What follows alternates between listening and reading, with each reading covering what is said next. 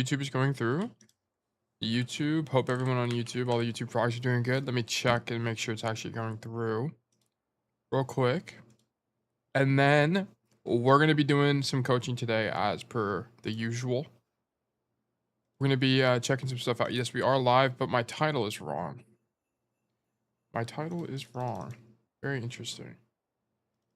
I don't know why it does that. Let me go and change that. Let me go to this. But yeah, it's just title's wrong. Okay. Okay. I fixed the title on YouTube, and then I'm gonna have to do that every time. Are you serious? That's actually annoying. Oh, I can change the default setting. Okay, let me make a note of that. Let me grab a pen. Hold on.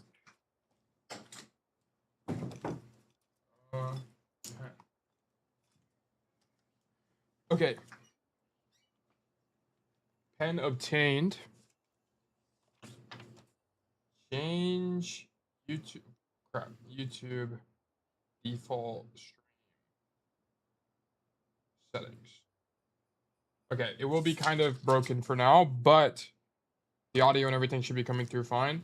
I did also add stream notifications. So if we get follows on Twitch, it should go through. If we get rated on Twitch, it should go through as well, which is something I've been wanting to do. There's not like custom graphics or anything, but it is there. Kwame, good to see you. Hope you're doing well. How was my Christmas? My Christmas was great.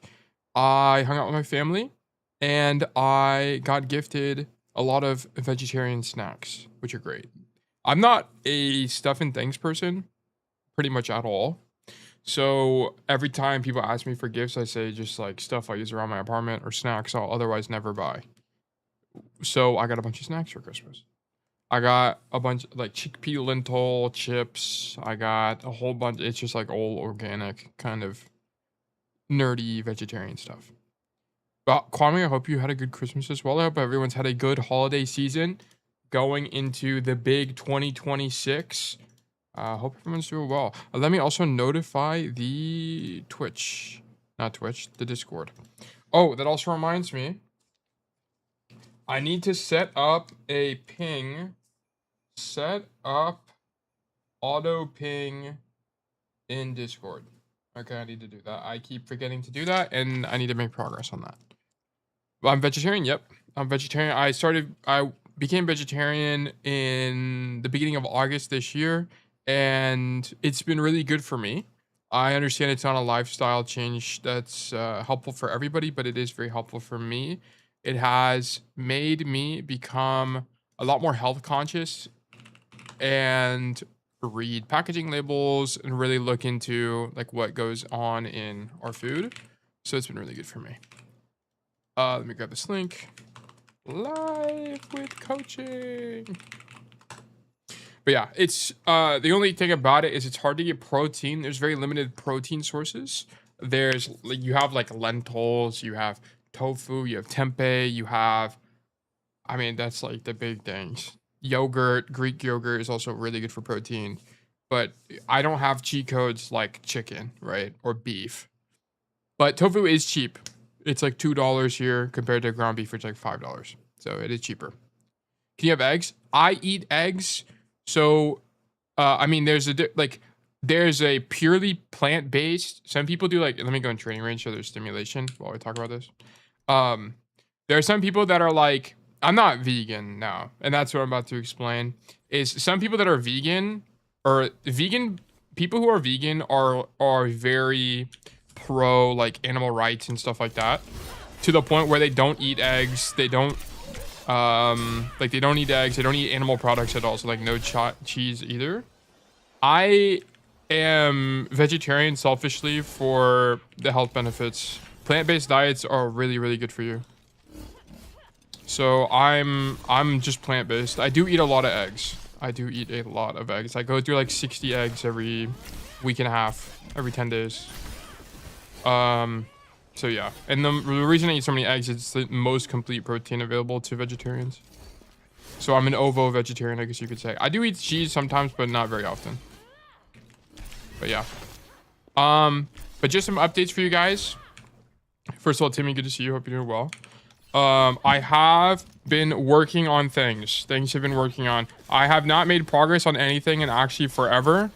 And I do apologize for that. There are things that have been in the pipeline for actually 10 years, aka the roll tech guide. I've been working on that for actually months. Well, actually, I haven't even been working on it. I just put it on the back burner for actually months and made no progress. Well, I promise you guys, that video, among others, are in the works. I do have a bunch of, I've talked about it before, I do have a bunch of shorts that are being worked on. I just got back from my holidays. So now I have literally nothing to work on besides content. I did just add stream notifications to the stream, which is good. And then I have cleaned up some videos, but not everything. So we got a lot of work to do still. But we will be getting more content out over the next week or two, which should be good. We're actually moving forward for once. In terms of what's going on with me, I have been solo queuing on tail. Am I on tail or am I on my main? Okay, I'm on my main. I've been solo queuing on tail and I have not been having success this season at all, unfortunately. I have dropped tremendously. Where is tail? I should just favorite it. Add to favorites. Where'd it go? Oh, here it is. So tail has fallen dramatically from GM3 all the way to the depths of... I was actually M2, but now I'm M1. I am not winning at all this season. It's partly... I mean, it's mainly because I just haven't been playing the game. So I'm trying to get back into it. I'm keeping a spreadsheet of my games again. And I'm doing mechanical practice every day. Because I do want to hit champ eventually. But if I keep having to start over, then I'll never be able to climb. So, yeah. We are getting back into the grind. I have fallen a lot though. But yeah, it's been a good couple weeks for me. Break from school, break from having to do anything. I was at home and now I'm back in my apartment and I'm ready to lock in. So we're looking good there. What are your thoughts on the new challenger system? I think it sucks. I think I'm glad that the team is experimenting. I'm really glad that they're experimenting with top 500 because I do think it has needed some changes. I mean, keep in mind I can't like the bottom of top 500 every season, but I don't think the way it is right now is good for the game. I don't think rewarding a ton of playtime is the way to do it, right? The problem is I think the devs underestimated how many people actually just no life the game. There's not a world where an M2 player should ever be top 100, top 500 in general. I think they should make it where you have to be GM. You have to at least be GM. I think it's insane. Like this, whenever this happens, you know, all credit to Orpheus for being in top 500. Okay, it's nothing against Orpheus or the players that know life the game and have a gajillion hours. I have nothing against these players. I have everything against the system because whenever these players that are clearly nowhere near as good as a champ 3 player are in the top 500 ladder, it completely delegitimizes all of the other top 500 players. So it doesn't make any sense. This should never happen. Just go based on elo. Fine. I also don't really know what problem they're trying to solve. Is it there are too many alts on top 500? Is it because they don't like when people camp top 500? Okay, add decay. Okay, add another layer of verification instead of just phone number. Add other things. Do something else. This is not the way. This is not the way. And I'm glad they're experimenting. I'm glad, and I hope that they stick it out for the rest of the season. I hope they don't can it halfway through it mid-season patch. I really hope they just stick it out to try the experiment. See if it works, see if it doesn't. Okay, and then learn from that lesson, and then next season fix it. They also haven't added the Twitch integration yet. Why can't I go to people's Twitch? They said that at the very beginning, and then we don't have it yet. So maybe we're getting it mid-season. Also, the friends list top 500 leaderboard just doesn't work. Like it's not even ordered correctly. So this is bugged. Yeah, I'm glad they're experimenting, and I actually like the new like UI, but I don't like the way it works. Yeah, I was shocked to see multiple top 500 in my low masters diamond gives. Yeah, it really devalues top 500. It's a shame, really. Is there any diamond players at all? I assume if there is diamond players. No, there's not even. I guess you have to be masters to be eligible. Maybe if I check a different. Yeah, there's a diamond 1 player. You're on console. Yeah, on console, I imagine it's probably even a little bit more exacerbated. But yeah. Also, in terms of this season, I think Cassidy sucks this season. I think Juno being stronger has made Cassidy worse. Yeah, I mean, we're seeing a lot more Juno this season. And anytime speed boost heroes are good, I mean, Lucio is perma good, but anytime, I mean, now that Juno is also viable, I think Cassie's going to be a lot weaker this season. Which is also, if you go into top 500, we don't see very much Cass. It's a lot of Sojourn, Ashe. We have some Cass players, like PGE plays some Cass, but whenever you go and actually look at his profile on Cass, I mean, he doesn't even have a, I mean, he's very close to not having, he's below 50% win rate. Is Wu Ying dead? I think Wu Ying is still fine. I think the problem with Wu Ying is it's just, why would you play Wu Ying when you can just play Curie? And then Wu Ying is also, sometimes Lucio players will play Wu Ying whenever he's not good. Like on King's Row. King's Row defense, you would rather play first defense, or you'd rather play Wu Ying than a Lucio. It's just stronger. You just have more poke. I don't see him anymore. Yeah, I think it's kind of like the Alari situation. I think Alari also kind of fell out of the meta after she got nerfed after nerf after nerf. Because I think Wu Ying also got nerfed again at this last season, at this last patch. Let me leave. Patch notes. It's bugged. Okay. Oh, no, here it is. So he also got nerfed. Vendetta got hotfix nerfed. And then Sigma also got hotfix nerfed.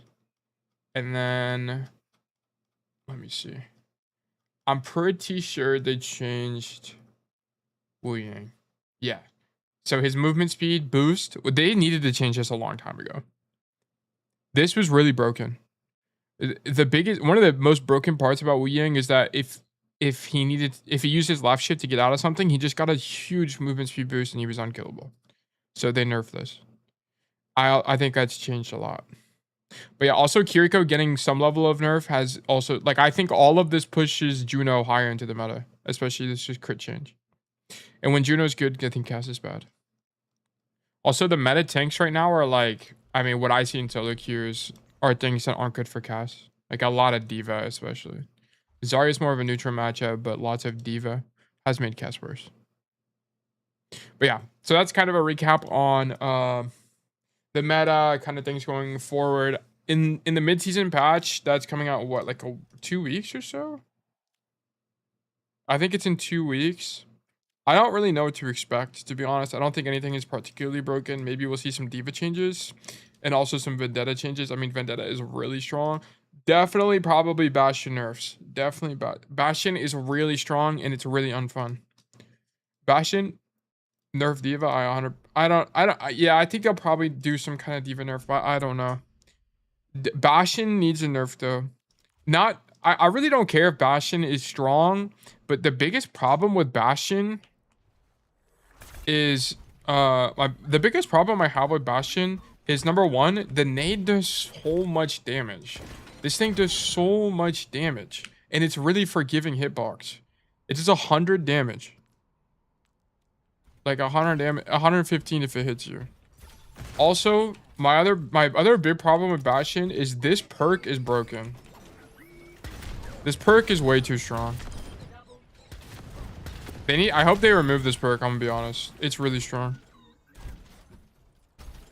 They should nerf the boop on it as well. Yeah, I mean, I don't really care for this. I mean, the CC is really good. Like, what'll happen is, like, I need to switch heroes.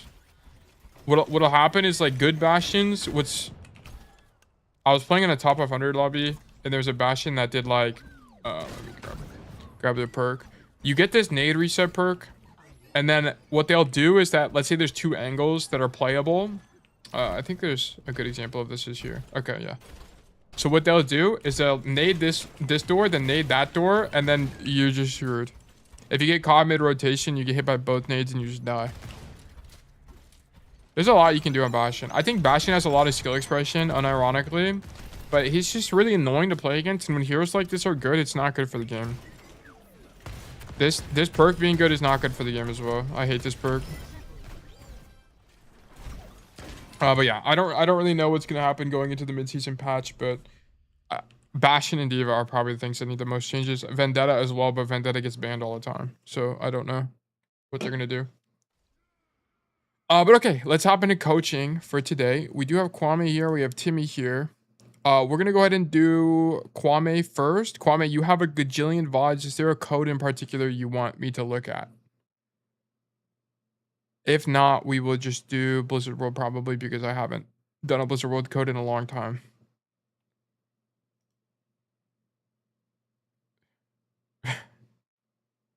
Okay. Okay. Okay, no response. Blizzard World is fine? Okay, cool. We'll check out Blizzard World. Also, I did change on YouTube. If you guys ever prefer YouTube, I did change the delay to be even shorter. So that should be helpful. Okay. This is Master. Is this Master or is this Diamond? We'll just say it's Master. And we will remove the just chatting thing. There we go. Okay. Good old coaching. Haven't coached in a while, but we're back on it. 8 off. M5. Okay, so Master then. Kwame's notes for this were, I don't know what to really say about this game. I seem to have forgotten everything after taking a break. Okay, we will investigate. We will talk about general Blizzard World, how to play this map, what works and what doesn't work. So first thing we're going to talk about is team comps. So keep in mind, guys, Kwame does play on console. That's not really going to change a lot of this, okay? The difference between console Overwatch and PC Overwatch is entirely micro related. Macro is exactly the same. You're playing the same game. So we're just going to talk about macro. I forget everything Tail told me. But that's how you get better, is you have to relearn everything. And then it comes easier and easier and easier every time. But anyway, the main difference between PC and console is entirely micro related. So we're just going to not really talk too much about micro other than things like spacing and other fundamentals. Okay. So here on Blizzard World, whenever you attack, you generally have 2 rollouts. It's just going to depend on how you want to approach the point. Okay, so this is where different playstyles come in. So you have 2 ideas as Cassidy. Let me zoom out like this, and then let me grab the epic pen. There are 2 ideas that exist. Idea number 1 is that you come through main like this, and you want to path into this right staircase to either contest them on the high ground this way, or to totally wrap through this door and contest them this way, or go through the stairs. Okay, this is path number 1. Path number 2, let me change the color here, is going to be to path under through this mega room here on the left side, and then to poke out the high ground from this left side of statue here. You have to determine what you want to do. Okay. The reason I'm saying that there's 2 options here is because if you pass through this second option, making this first decision is a lot more difficult because you now have to cross through the open to make the rotation, right? So it's kind of something you have to set up for as Cassidy. So it's very important to keep in mind which alternative you prefer. Okay. And which one you choose is going to depend a lot on your personal preference. I opt for decision 1 most of the time because decision 1 gives you more playmaking, and it's generally good on the very first push. On this very first push, when everyone is alive, if you can just commit to the rotation, you'll be able to make it most of the time. Pretty sure I do neither. Okay, that's probably why you run into an issue on Blizzard World. Okay. So which one you pick, I really don't care. Just pick one. I don't really care. Just pick one. So yeah, I think they're both good. It's just going to depend on what you do. Like if you watch a lot of pro Cassidys, they'll just do this rotation, stand here and poke out the high ground until they push them off. Okay, if you watch me play, I do this rotation and I also have results too. So they're both fine. It's just kind of up to you. But anyway, so that's how you play that first point. We'll watch the VOD. Here, break the turret, whatever. Our Ryan is making space for us, so we push in through main. Okay, here, I mean, so I just don't like the pathing, right? If this was going to be your goal, I don't like you running through main here, because if you go through left, not only do you clear this, you stop people from ratting, it's just safer, right? So I would have preferred a different pathing to this angle. Okay, now you match your Ryan's intentions and you push forward. I mean, playing this wide is fine because you have roll, right? Then you roll back to cover. Okay, that's fine. Here we see our soldier on the right side and our Reinhardt is in. So our idea should be to path left side here. Okay. I mean, your soldier does not notice his Kiriko, so you go to flank the Kiriko. Honestly, I would have just ignored this Kiriko here and just went to help my Rhine. Very time sensitive, but I think this is an okay play.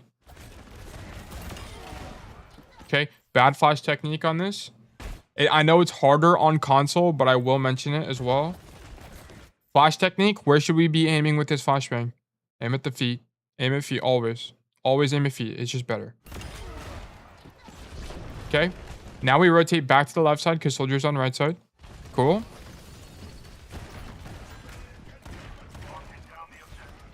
Okay, here we just stand on point. There's not really a lot to do. That guy through, whatever. You don't even have to rotate right side here. You're winning already. You just run it down, man. Okay, here we leave point to go right room. I'm fine with this. Backing open to go 0. Poke out the Life Weaver. Okay, so here you needed to roll. You don't get punished for it here, but this is something to keep in mind. This is a good angle. I actually like this a lot from you. But boom, here, once you're below 100 HP, you have to roll. You have to roll to get out of this, okay?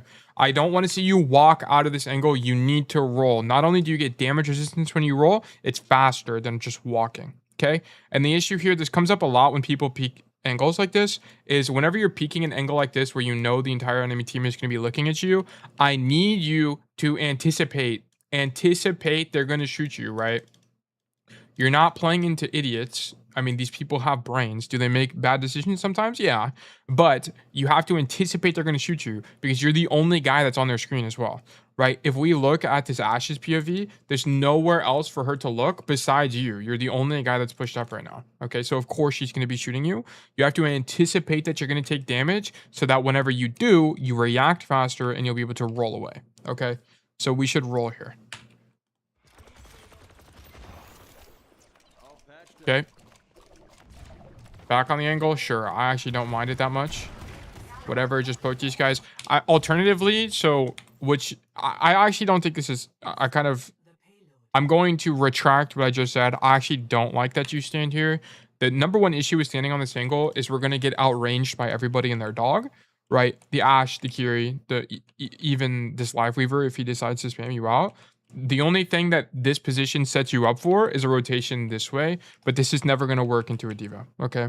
So we should be rotating away from this angle. We no longer want to utilize this angle for poking. We now need to set up for where we want to be in the next fight. I would actually prefer you to leave and come left side and set up high ground. This angle here is just not going to be good. You can play this angle carefully if you just watch where the diva is, right? If you know you're not going to get marked by diva and maybe you have good timing on the enemy backline, then you can look for some swing like this. But if it's just going to be difficult, I would prefer us to set up for the high ground. Okay, we get stuck on the floor, whatever. Okay, and then we do rotate. Okay, cool.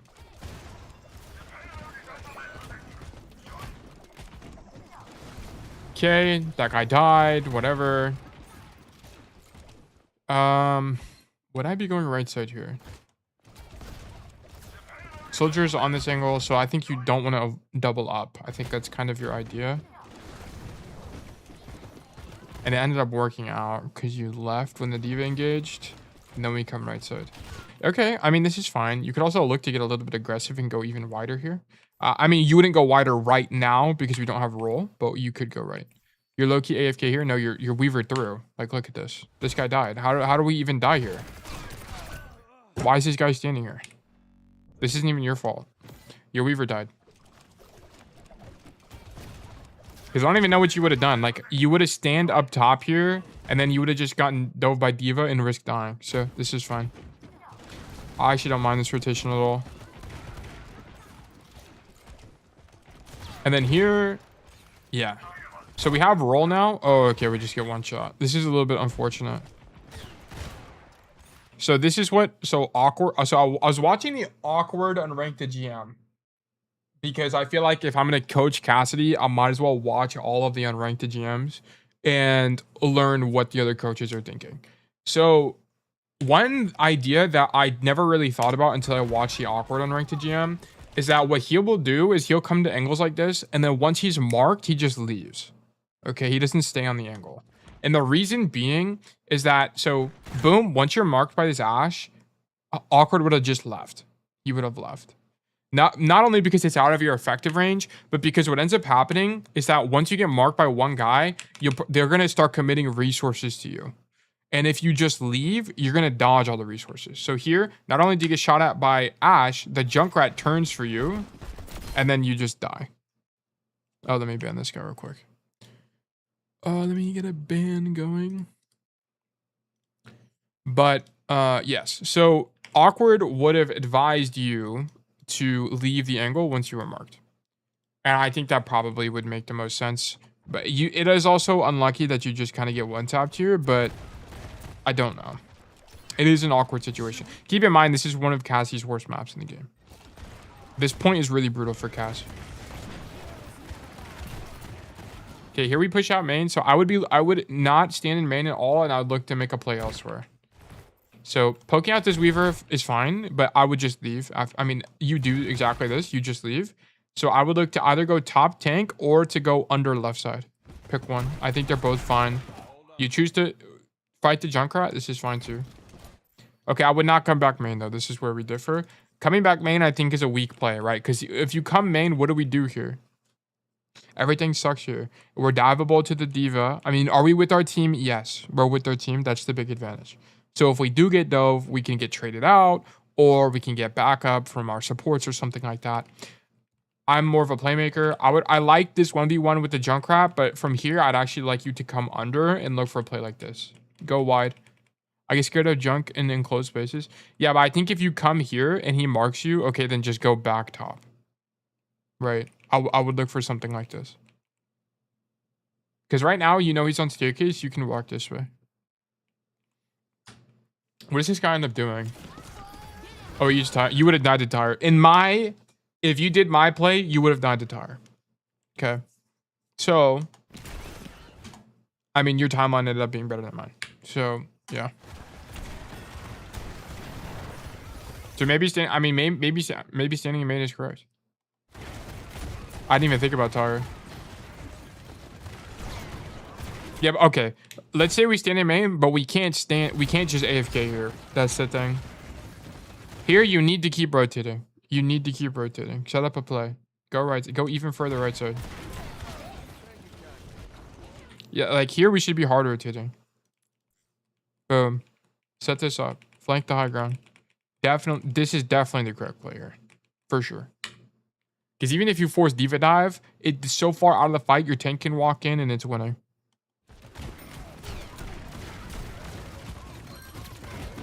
Our soldier gets a pick. Where even is our soldier?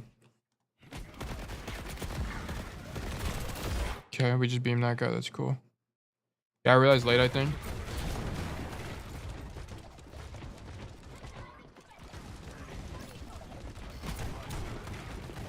Yeah, I mean, it's still good. I mean, this play is still good because we're on the high ground. It's better positioning for you. And then you just need to match intentions. Okay, shoot the Weaver. That's fine. You could have also dead-eyed there, by the way.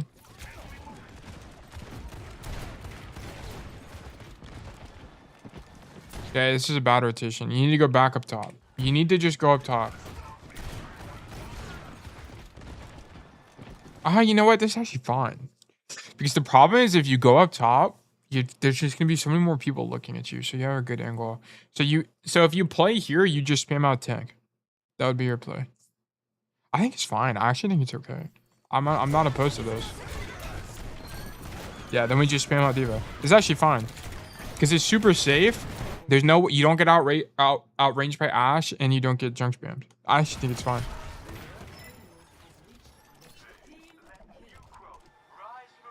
Okay. Now we go left side. Poke the walk up. Now we leave. Okay. On this point, against the D.Va, you kind of just have to main bot. There's not really an option. It's so hard to force his left ankle against any kind of mobile tank. What they're going to do is they're just going to dash onto you, defense matrix, use missiles, and you're dead. Every time. It's really hard to make this room work. You have to have good timing. You can do it, but you have to be very aware of where the D.Va is playing. You hear D.Va main? We're on this left side and you say screw it, I'm gonna make it work anyway. Okay. Personally, right now, I would be main botting. Get marked by D.Va. We actually get the D-Mech, which is very, very fortunate for us. And now it's super winning. How does she get D-Mech'd here? What actually happens? Just 400 HP. The fan hammer actually just does everything. That's actually so good. Why did she not get healing? It looks like aimbot, bro. Aim assist is so crazy. This guy's just not paying attention. He's just shooting his gun. Okay, very fortunate. This play, you got very lucky. I'm gonna be honest. This play is not consistent. Okay, in this matchup, we just can't come into this room. Okay. Shoot the D.Va. Here we need to push the advantage. Of course, you can avoid the Junkrat if you want. If you want to swing Junkrat, your idea should be to go wider like this and then swing the Junkrat. Just keep in mind you're to be open to main. But yeah, this was a good play otherwise. Push the advantage. Shoot the Mercy, whatever. Take the duel. Your Reinhardt kills him. Sick. Okay. So really messy, but okay. Just keep in mind, this might be a map knowledge thing. You know he's there. You can flank this angle from, there's this hallway here. So I just don't think you knew the hallway existed. It's very rarely used. I actually don't even know why it's here, to be honest with you. But just keep in mind it exists. Because you should have just went that way. If your idea was to flank this guy, you should have just went through the hallway. This is bad pathing. But yeah, because that rotation also leaves you open to the flank. Yeah, I didn't know it existed. Okay, well now you know.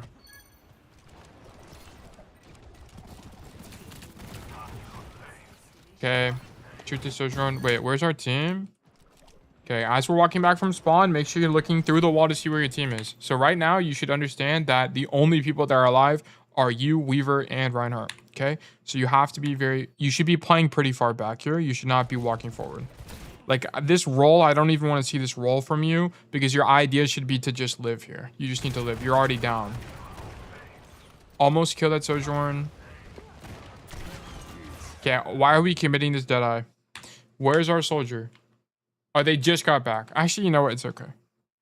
It's okay. They're just not back. But I don't think you knew that. I don't think you... The only reason I know that is because I'm cheating, because I'm a spectator. So I don't really like the Deadeye. Unless you knew they were back already. Like, did we have sound cues?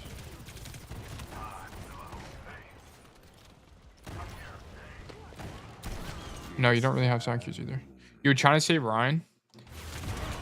I mean, I don't even like it to save Ryan, to be honest. Because does he have pin? I mean, okay. Let's act like we want to save Ryan here.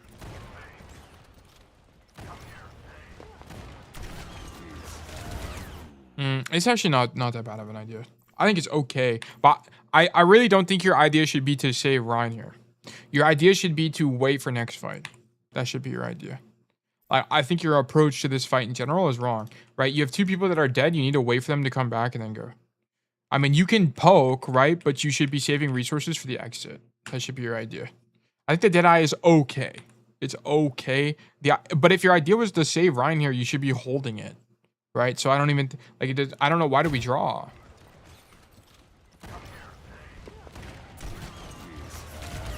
I think you can catch Mercy. Yeah, I think if your idea is to save Ryan, you should just hold it. Yeah. It's tough. Yeah, because if you had Deadeye here, maybe... I mean, he probably still dies to Soch spam. But here's the problem. Like, and the whole reason I think I don't really like the Deadeye is, look, now our Ryan is dead, and we no longer have Deadeye. And we lost 30 seconds on the timer, right? We could have at least saved Deadeye here. Good kill.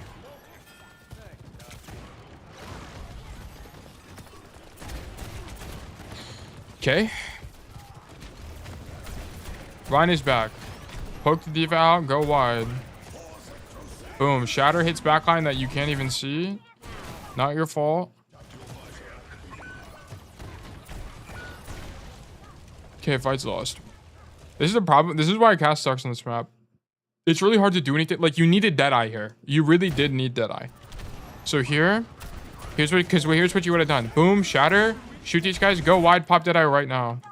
You would tail tuck this wall and pop Deadeye. Because then your Ryan could walk in. Yeah, there's just not a lot to do here. Okay, let's act like... What else could we have done here? We're already on this side of the map, so flanking right's not an option. Also, I think Soldier's already there. Yeah, he is. So, alternatively, we could have walked up this way and went left and shot the Weaver, and maybe you kill Weaver. But then you're stuck here, and it's lost. Okay, so I really don't know what else we could have done here other than have Deadeye this fight.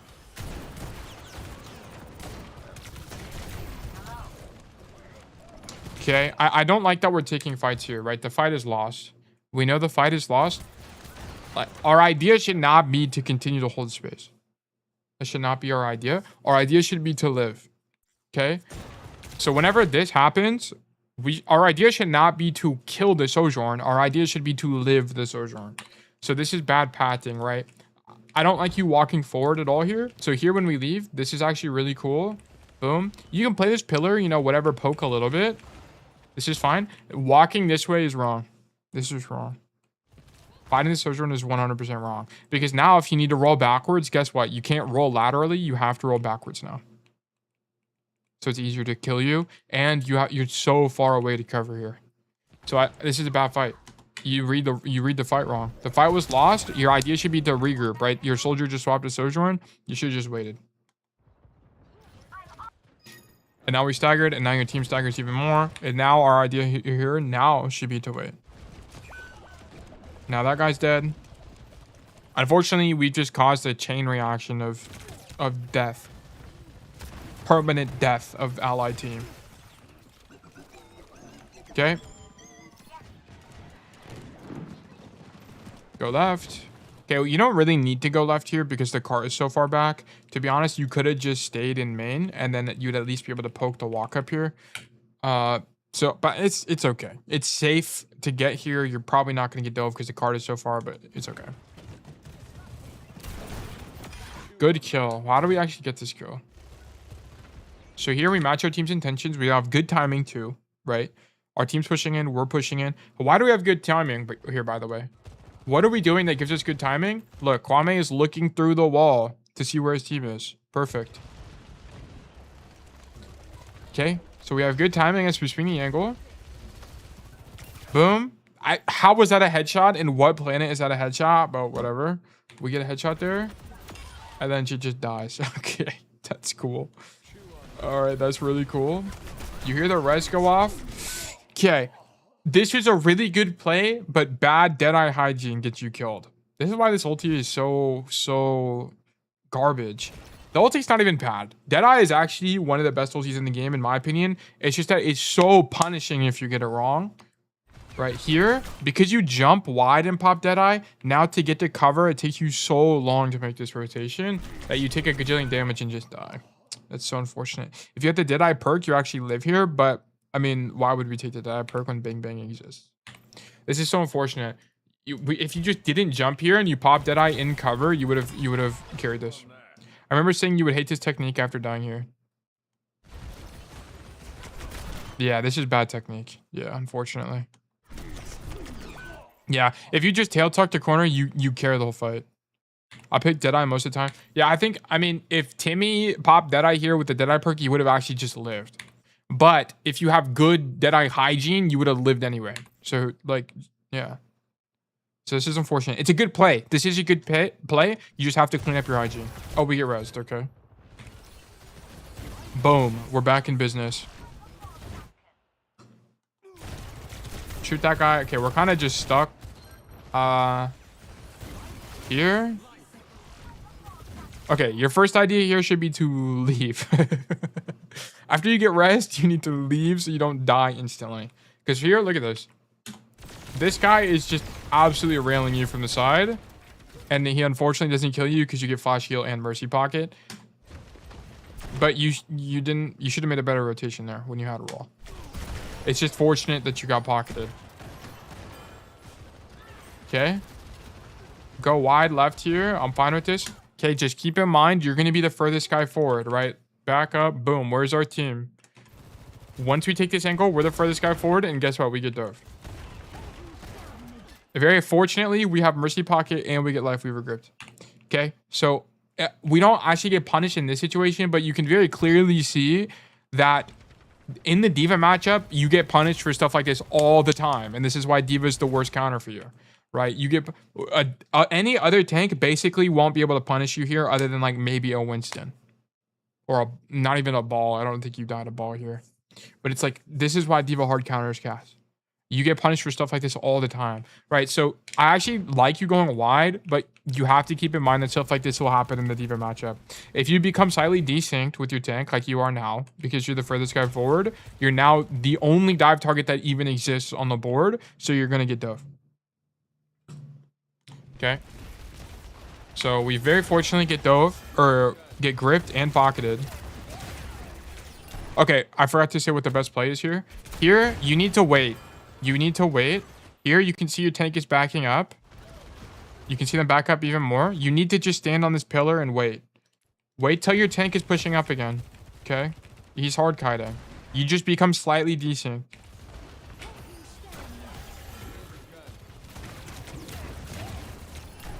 Okay, they use bomb, and you get that kill because Silver Bullet's broken. We love it.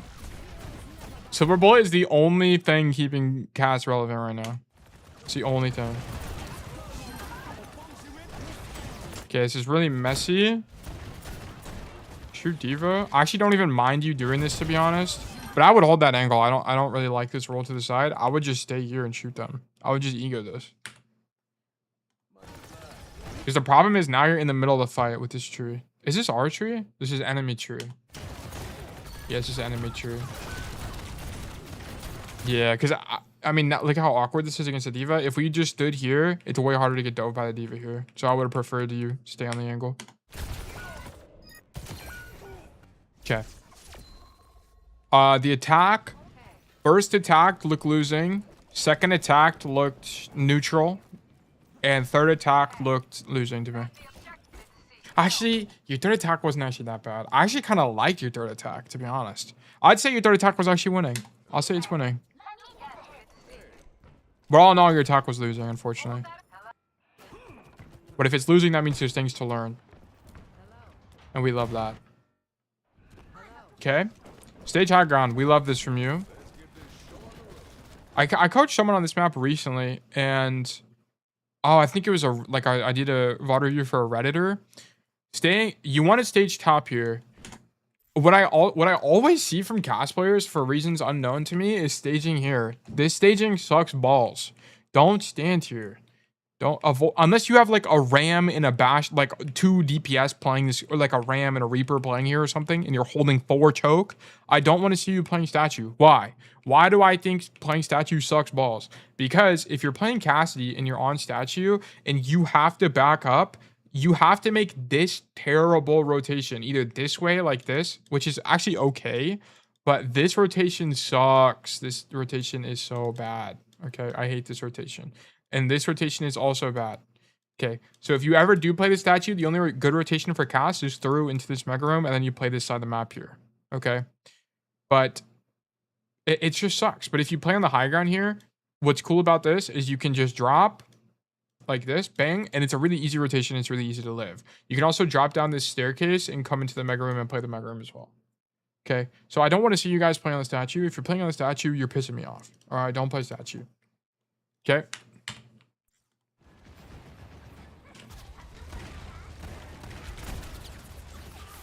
Here we shoot anybody walking through the choke. It doesn't really matter, just shoot anybody. Dove by D.Va. Our whole team is here, so we shoot D.Va and we don't drop. This is fine. Okay. In other situations, like if you're the only guy up here, you wouldn't need it to drop, but your team is up top, so it's fine. Okay. We love this. We love this. We love shooting the D.Va. Bad path thing. Why are you walking left at all here? Okay. This is bad. Because the whole idea here is the only people up top are you and D.Va. Okay, and I think you have a Mercy? No, there's a Kiriko. Okay, but either way, your whole idea of playing this angle is that you want to drop this way eventually. Okay, eventually this is what you want to do. As a result, why are we ever walking back toward this left high ground when they're playing D.Va? The D.Va is just going to dive you, and now it's going to take, if you get dove up here, now it's going to take you more time to rotate back this way, and every second counts in Overwatch. Okay, so if you're going to keep playing the high ground, you should be playing like this right half of the high ground and just poke and then drop if you need to. Don't like this. I don't like this rotation here at all. At all, this is really bad. Really, this is game losing. And I'm not joking. This is a game losing pathing. Fortunately, we don't die. But we could have. We very well could have.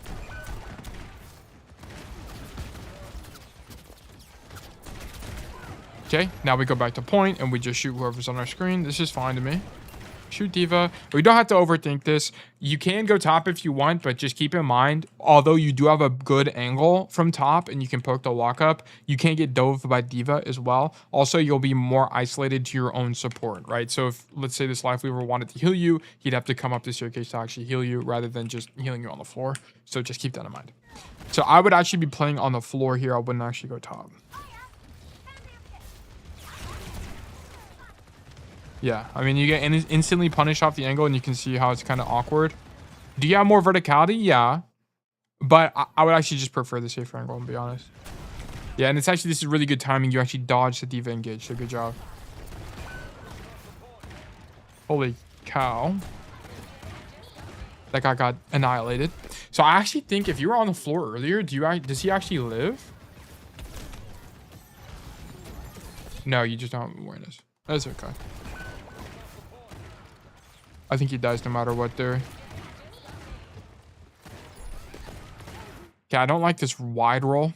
We're not going to kill the... Like, this Mercy's just not going to die. If you would hit a headshot here and then rolled, I'd be down for it, but we don't hit a shot. So, and now we need to back up and we don't have roll available. Better Bastion just kills you there. We don't have Bang Bang. You just got perk 2. Or your first perk.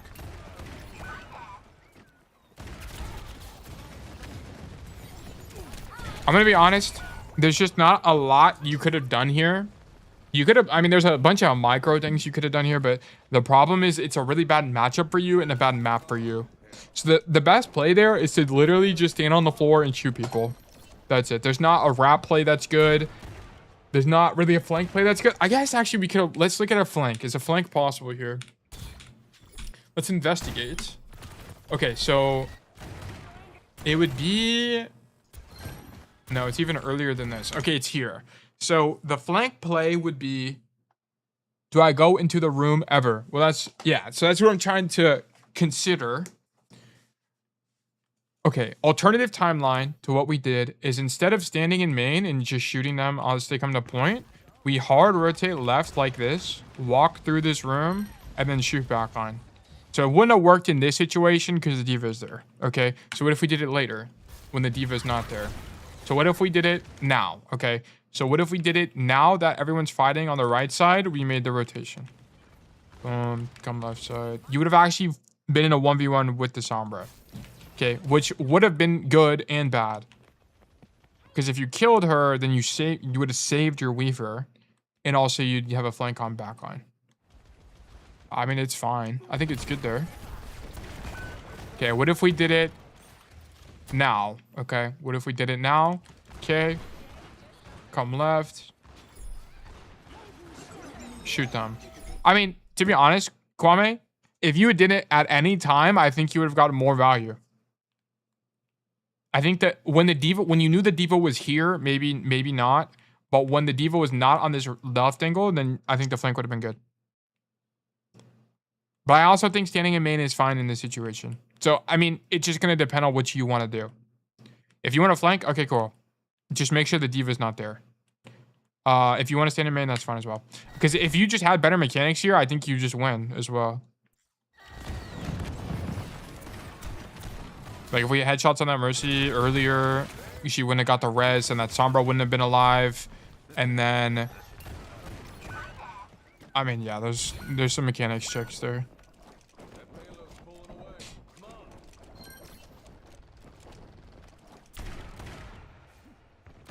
It's also just a hard matchup. The D.Va matchup is really brutal. You're playing into your worst tank matchup on a bad cast map. It's like, this is not a really very winning game for you, to be honest. Okay, so here. Why? I don't know why you're going so wide. No need to go wide here. Why? What do we benefit from going this wide for? There's like no tangible benefit. There's not an increase in angle because everything is already outside of your effective range. So why go wider? Just stand here where you already have cover and shoot everybody. No need to go wide. It just puts you at more risk for no reason. Or if you're gonna do this, like you have to walk through the bridge. Boom. Okay, I don't know why you're not looking. You should be as you walk. Okay, there's a few mistakes here. If you're going to make this rotation, which number one, I don't think is good, but if you're going to make this rotation, you should be looking at where the potential threat is at all times, okay? Like, why do you look left at all? We should never be looking left at all here. You should be looking right to see where the enemy team is, okay? And you don't really pay attention to the Bastion form, so you take a gajillion damage. You should be rolling right now. Why do we not roll at all here, okay? So there's like 3 mistakes happening. You shouldn't be here, in my opinion. If you're going to be here, you need to look to where the threat is. And then if you're going to make the rotation, you have to roll. We don't do any of those. Okay, and you almost die. Okay, so that's very, very bad hygiene here. Oh my god, we do die. Dude, if you rolled it all, you would have taken less damage. Oh my gosh. This is actually a nightmare. This is actually a nightmare situation. Okay, that was not good. Oh, I cannot believe you just eat a Bastion nade and die. What does that look like from his POV, actually? Let me see this. He said, ooh, free cast. Shoots a nade, alley-oops your ass, and you're just dead. You're bad. Yeah, I mean, it happens, right? You have to make a mistake to learn, right? That's fine by me. This is what I'm here to help you stop doing. That is funny, though. That is funny. Okay.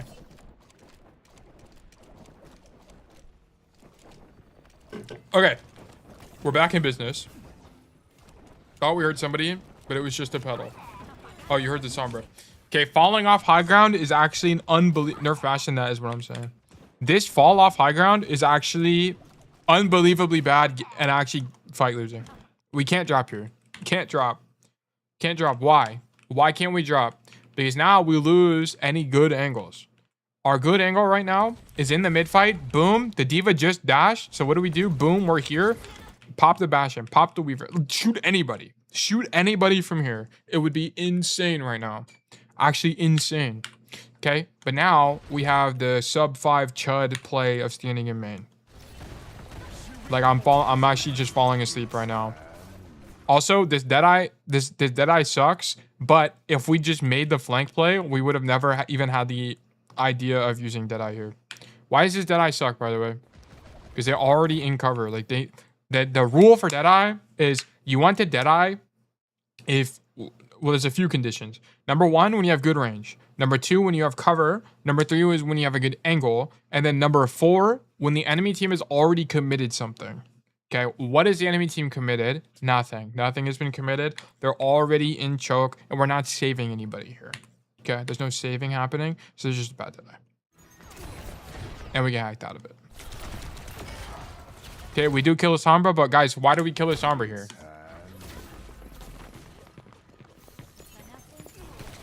She's just in the middle of 3 people. Of course she's gonna die, right? So yeah. I don't like the Deadeye play. We shouldn't have dropped. You should have went top right side. I was baiting Sombra. Genuinely genius play. Bait the Sombra hack and she dies. Okay, perfect opportunity to flank right side. Perfect opportunity. Go right side, surely. No.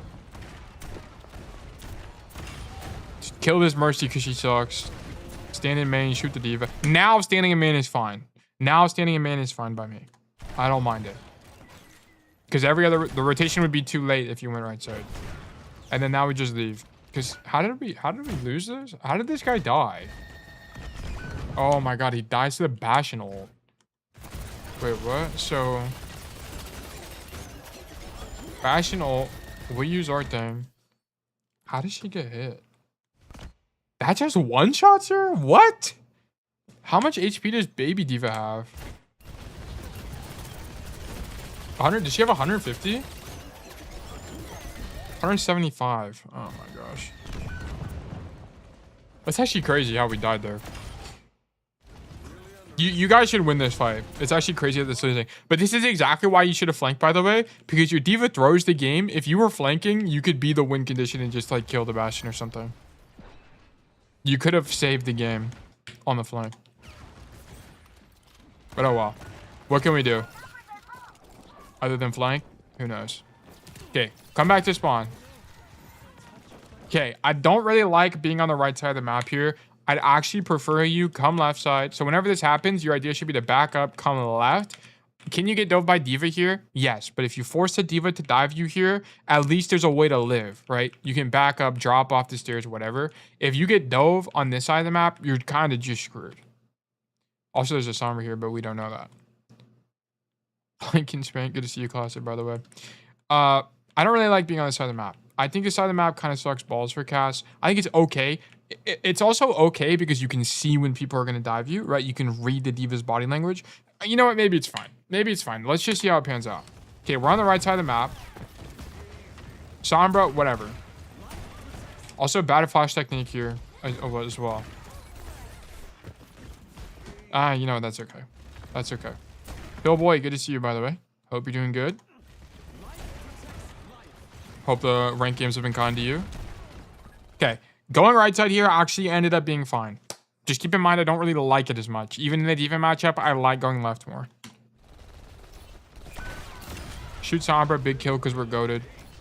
I actually wouldn't. I don't like this roll, by the way. No need to get closer to her.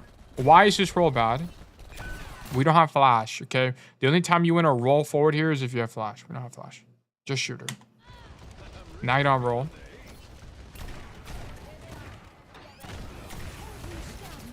A shame that Mercy didn't die, but whatever.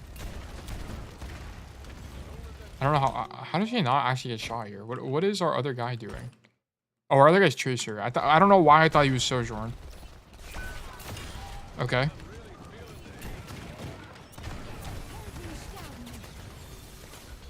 Go top? I'm actually so down for this. Okay. So rolling, I mean, falling off is pretty bad here. We need to not fall. Yeah. You should, honestly, if you just popped Deadeye and turned around, it would have been really good. Not even trolling. Falling here, you just kind of get lucky no one kills you. You know, what are you supposed to do here? So... we just can't drop, I think. There's boosters, so that's really good cooldown to know. That lets you do this. Yeah, like you needed to Deadeye and turn around, or just, I mean, maybe dropping is okay. Maybe it's okay.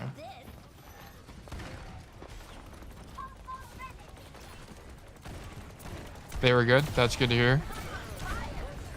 I think I'm 3 games off diamond. I told you, Pillboy. I told you the climbing is gonna happen. I can't remember what I said. I can't remember if I said you're gonna hit Masters by the end of Christmas, or if you were gonna diamond. I think I said Masters, so maybe we're a little bit off. But it's also because you don't get to play as much. Yeah, I think Pillboy had some of the better gameplay. I mean, for silver, I was very surprised with his gameplay in silver.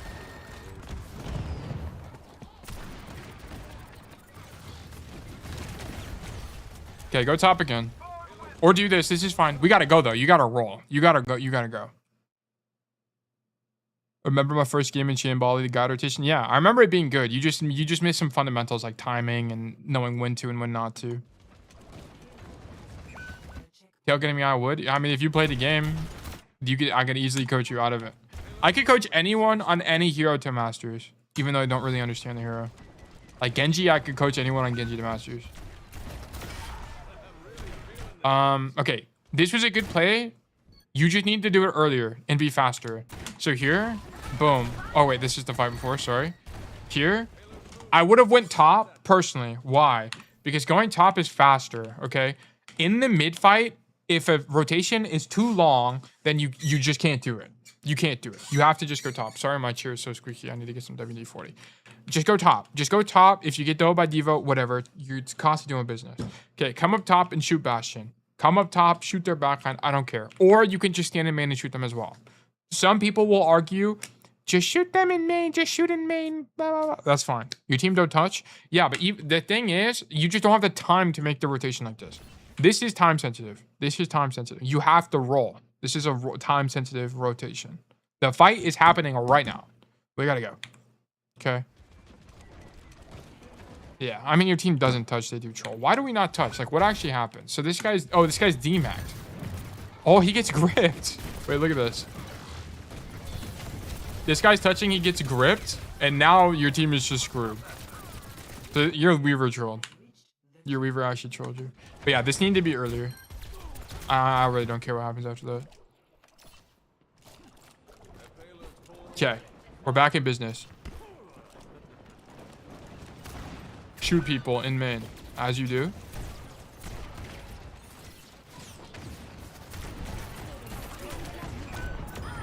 Okay. Really nothing to do here besides shoot people in main. Okay, shoot people in main. Lovely. Silver bullet that guy, cool.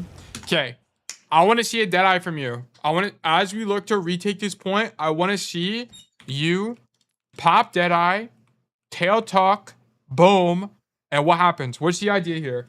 We want to take all this space so we don't have to fight for it. Is that map difficult for you? Yeah, Blizzard World sucks balls for Cass. It sucks balls. It's not a lot of good plays, and everything's like out of your range.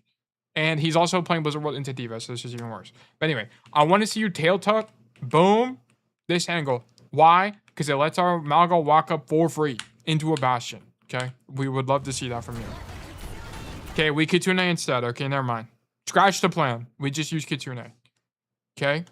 Fine by me. You could have also dead-eyed as well, just to as insurance. But our whole team dies. How are we dead?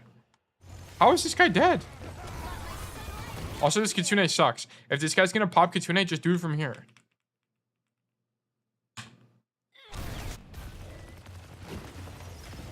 Okay, this Kitsune sucks. I mean, it's okay. It just needs to be better positioned. And then this guy's already 1 HP.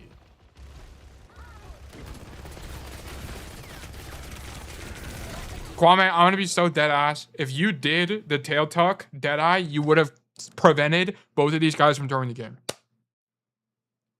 I mean, I'm not like, I would have done it the deadeye for the record. I would have done the deadeye because I would have done it before the Kitsune came out. But I understand not using the deadeye after the Kitsune came out. Because it's not a way for you to know that your Malga took a good jillion damage. Like, this is so troll. Like, why is this guy doing this? There's not a way for you to know that. So I understand how you played it after the Kitsune came out, but the win here would have been using the deadeye. Do they not just hide? They do. They do hide. Okay, but okay, why do we lose this fight? It's exactly what I would have prevented with the deadeye, which is this guy taking 10 million damage to Bastion.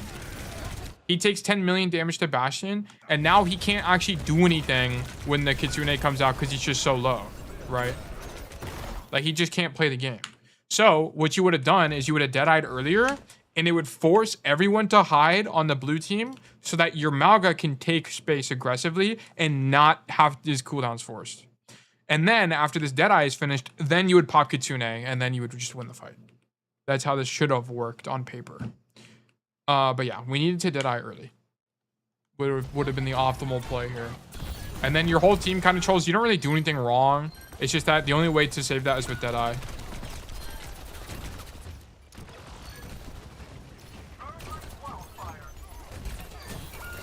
Okay, we saw the Sombra, we shoot the D.Va, and it's just... Deadeye underrated? Yeah, I think Deadeye's a top 5 ult. Not trolling. I think Deadeye's one of the best ults in the game. It's just really hard to use. That's the problem.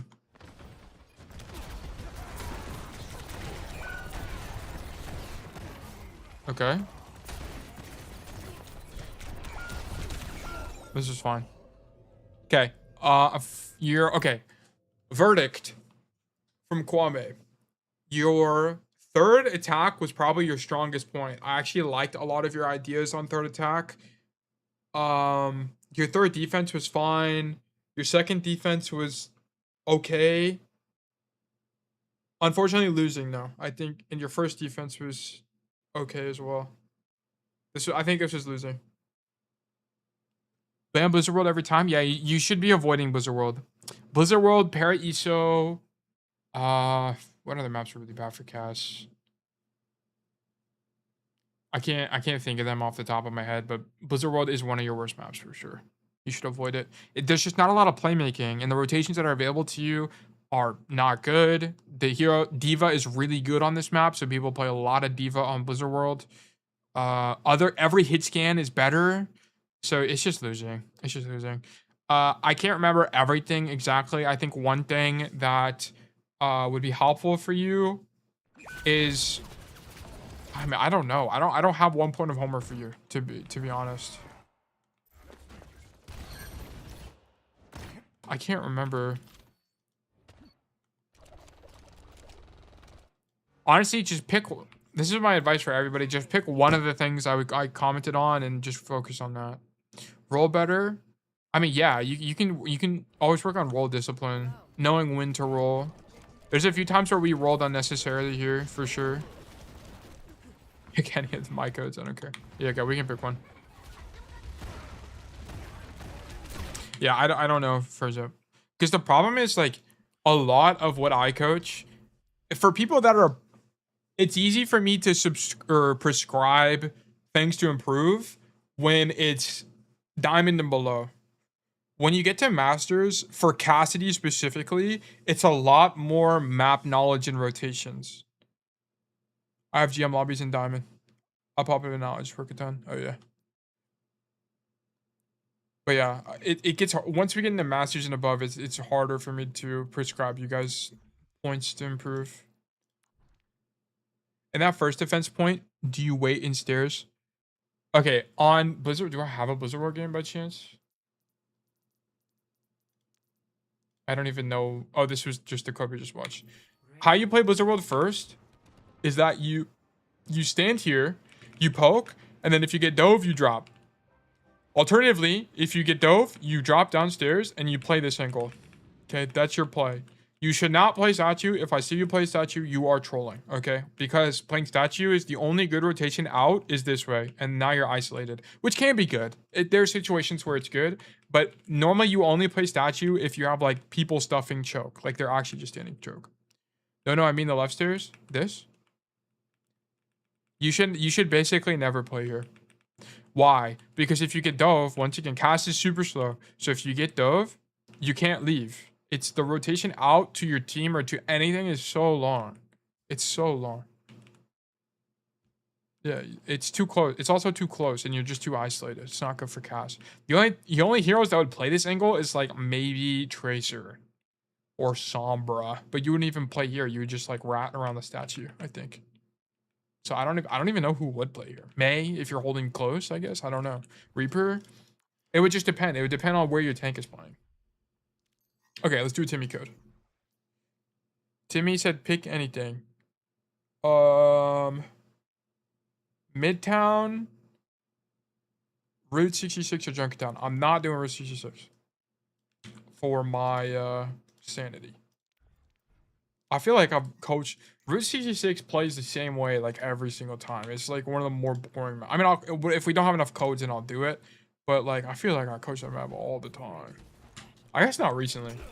Okay, this is Timmy's third alt, Chara. Okay, and this is GM. That's the wrong one. Master GM. I need to add a champ tag. I need to rework how I do the code submissions, but whatever. It's been antiquated. Okay, we're now on Midtown. Okay, Midtown is a mid map, but it's actually not that bad for Cass. I actually like this map for Cass, surprisingly. It's one of the better hybrids for Cass. I mean, considering that Para-ESO exists. Keep in mind, the game plan on first defense is that you're going to stand here and you're going to poke for 2 seconds. And you need to know what is the enemy DPS and you need to think about how they're going to play the game.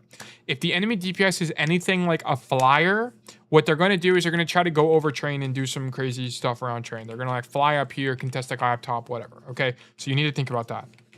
If they're playing a sniper, then you actually want to avoid main. You don't want to die. The way you lose this is you die to a Hanzo or a Widow. So don't die to those heroes. Play the corner unswung like this, or actually just stand up top and shoot the tank as they walk up. Okay, if they're playing something like a Tracer or a Genji or a Sombra, they're going to try to do some far left flank baloney. And if they do that, you also just want to stand in train like this and just shoot people. The idea is that you don't rotate far out like this. Generally, you want to rotate up the staircase and play in train. Because if you play in train, it's really hard to kill you because this angle sucks balls. Like, it's really hard to clear anybody in train. And you won't die. You won't get healing, of course, because you're kind of far away and there's no mini. The only mini that exists is this one over here. But it's really hard to clear you. So you can live long enough for your team to get back and you can actually win the fight from way far away. I had 4 fights I sold, not gonna lie, and played cart and feed. Okay, we will investigate. We will investigate. Headshots, good headshots. What heroes are they playing? Hanzo Soldier. Okay, we should be playing more passive against these DPS. I think poking is not as good. Also, we have a streamer on our team. Oh my gosh, streamer on our team.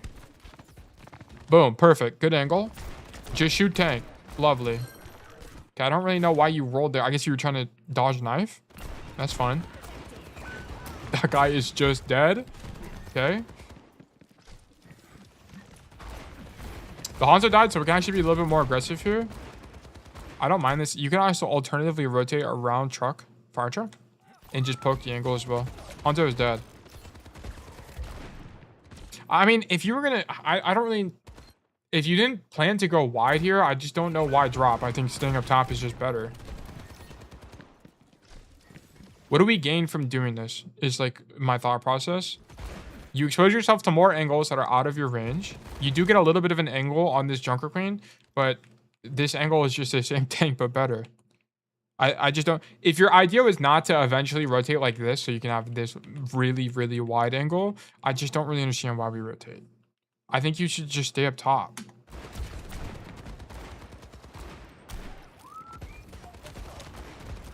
Okay, we poked the soldier out.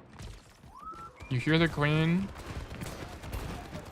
Rotate to the back, that's fine. Yeah, but it's like this whole time, you like, the only way to win this is to be up top, I'll be honest.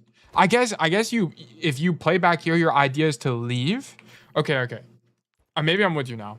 So, you drop maybe because your idea is to leave, right? Because you want a hard kite. And like play back here. Waiting for your bastion, and then you come back. I don't think it's good though. I think if you just played here, it's better. They don't even have a way to clear you. Like, the only way to get cleared is a soldier flanking you or a Hanzo. I think you should just stay trained. Okay, sorry, I'm overanalyzing this. But we do it for the sake of education.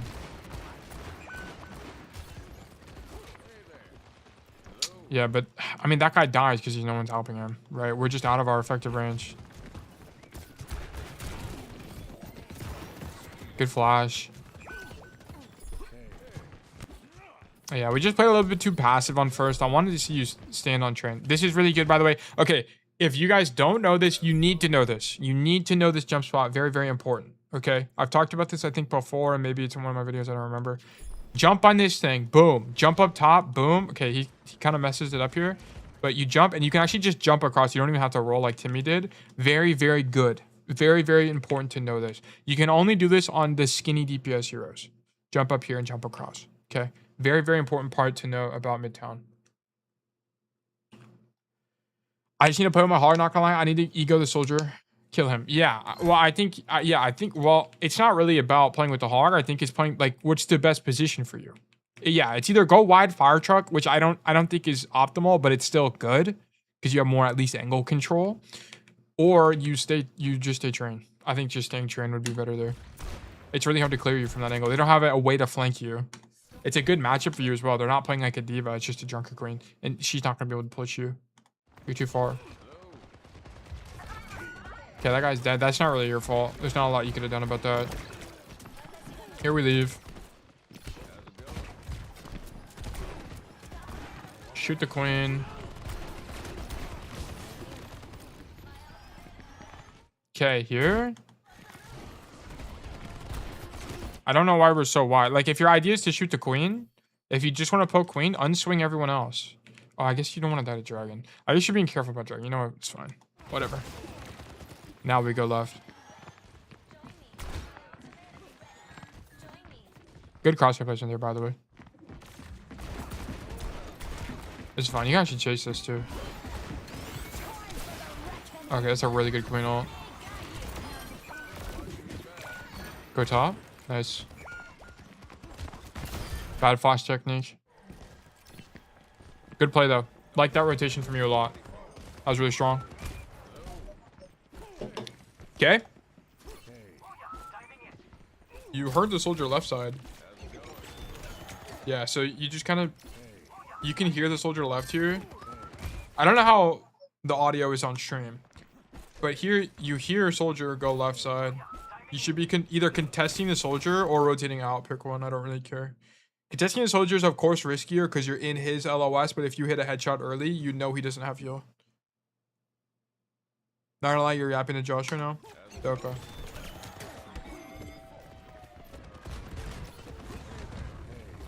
So I'm not thinking. I mean, I don't think you troll here. I think it's fine. But we could have just been a little bit faster. Okay, we're up one. We push. Shoot Juno. Cool. We have not used Deadeye yet. So I want us to be thinking about Deadeye. How come we use Deadeye here?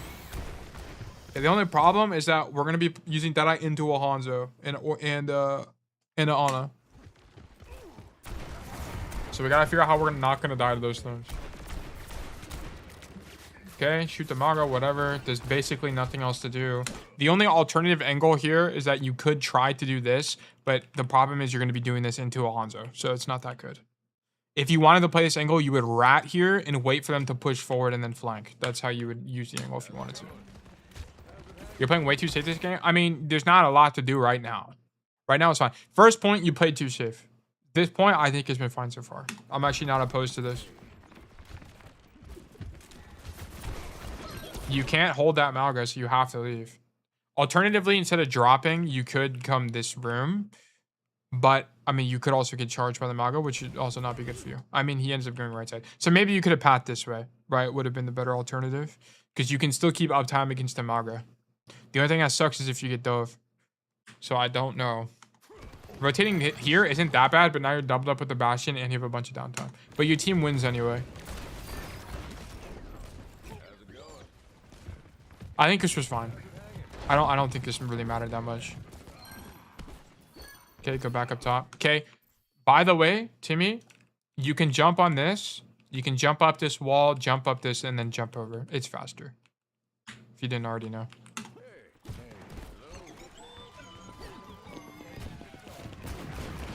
Okay. Okay, actually, I would just poke. Now that Hanzo's dead, I would just go back up there and poke them. Poke the walko. See if you can kill someone. Stand here. I mean, now it's you wouldn't have good timing, but you could have got some poke there. Maybe get a kill. Malga goes under. Okay, I don't like this drop from you. When Malga goes under, like this, when you see this, boom, your idea should not be to kill Malga. Your idea should be to cut off his backline, right? So what you should do here, boom, that guy pins in. Cool. Do exactly what your Bastion and your Road are doing. Zone the backline. Shoot the Ana. Shoot the Juno. Shoot the soldier. Just do that. It's not like, what can you even do against Malga anyway? Like, let's be so for real. What are we gonna do against this Malga? He's gonna do way more damage than you. He's gonna burn you, and he's gonna charge you if he chooses to do so, and you're just like low-key dead, right? There's not a point to dropping. Just stay top. Just zone the backline. Shoot this soldier. Don't let these guys cross, right? Like, I mean, we end up getting dragoned, right? But it would have been way stronger to zone backline and try to go for a kill on backline instead of dropping here. Like, they could have easily killed him without your help. How much damage should we actually do to Malga? 70. We did 210 damage. And he got antied and hooked. He would have died. He would have just died. It would have been all right.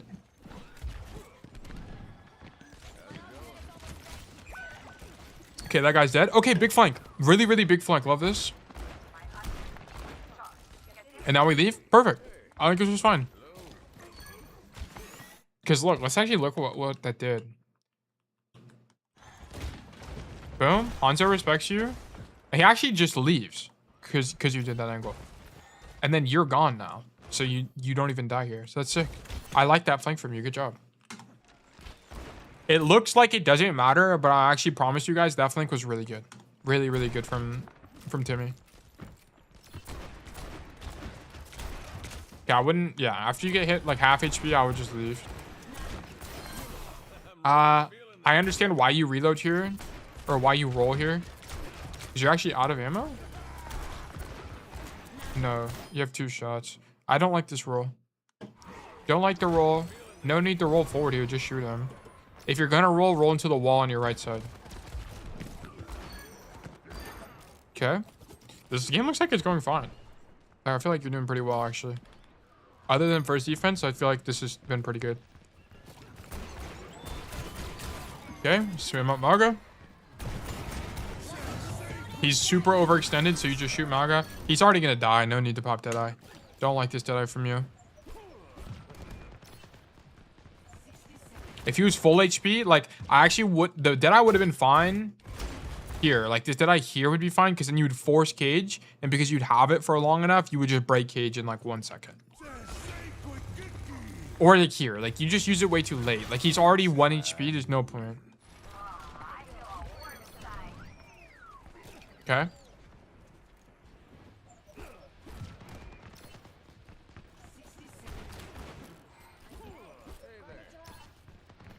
Yeah, you could be poking here. You could definitely be poking. Just keep in mind, they have no speed, right? No Juno. They don't have a Lucio. They have a Malga.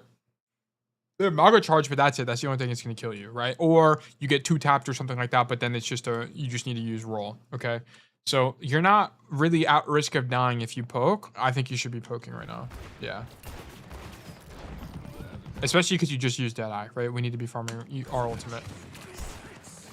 Zoned out by soldier. Okay, what do we do? Flank left. Go flank, go flank, go flank.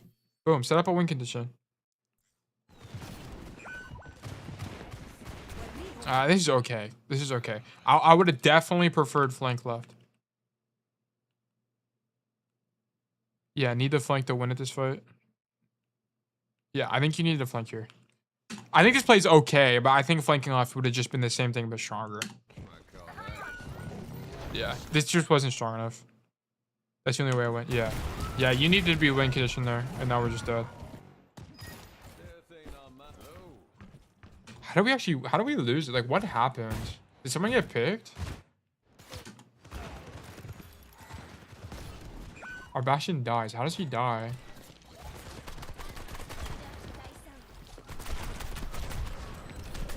He just re-swings at 1 HP. That doesn't make any sense. Okay. Our Bastion just throws. But yeah, we could have maybe carried this. I'm saying, like, if you flank there, there's like a 33% chance you win the fight. I still think it was lost. I mean, it wasn't your fault, but you should have still gambled on that 33%. Okay. All right, we're so back. We're on 3rd point defense. Okay, guys, if you don't know, there's basically only one way to play 3rd point defense, and it's to stand here and shoot people. This is it. You just stand here and shoot people. Put it all on red. Yeah, you basically had to there. Okay. Shoot people. Eat a dynamite, whatever. Help our team. I like that you shoot the Ashen, not the Maga here. I actually like that, by the way. This jump is bad, by the way. So we come to the angle. Why are you jumping here? It doesn't make any sense. I think the flash is fine. Bob is a little bit unfortunate, whatever. Okay. The problem is, so I actually understand why you're still here. Because if you rotate, I mean, do you have roll? You could back up and roll. You might, I think leaving here is, you should just leave. Right here, I gamble and lose it. You're just not low enough in your team. You're not healthy enough, and your team is dead.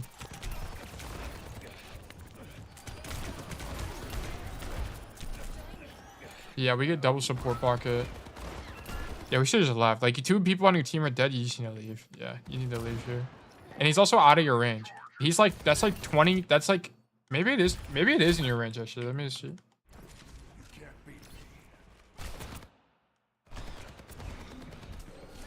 Actually, he's getting so much healing, I actually can't even tell. No, he's out of your range. That did like 60 damage. He's just slightly out of your range.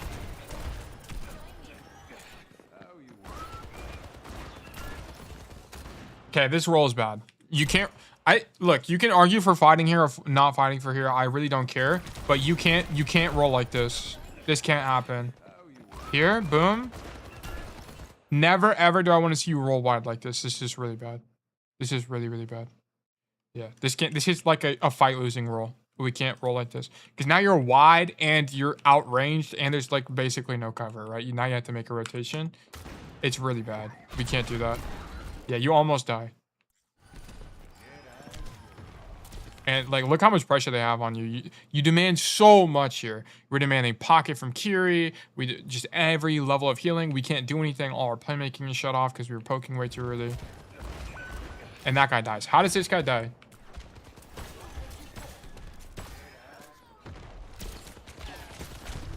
This guy dies because he's trying to heal you. This guy should not be doing this, for the record. But because we take so much damage early, she feels obligated to heal you. And now you get her killed. So your fault. So yeah, this whole engagement was really bad. And we die anyway. Yeah.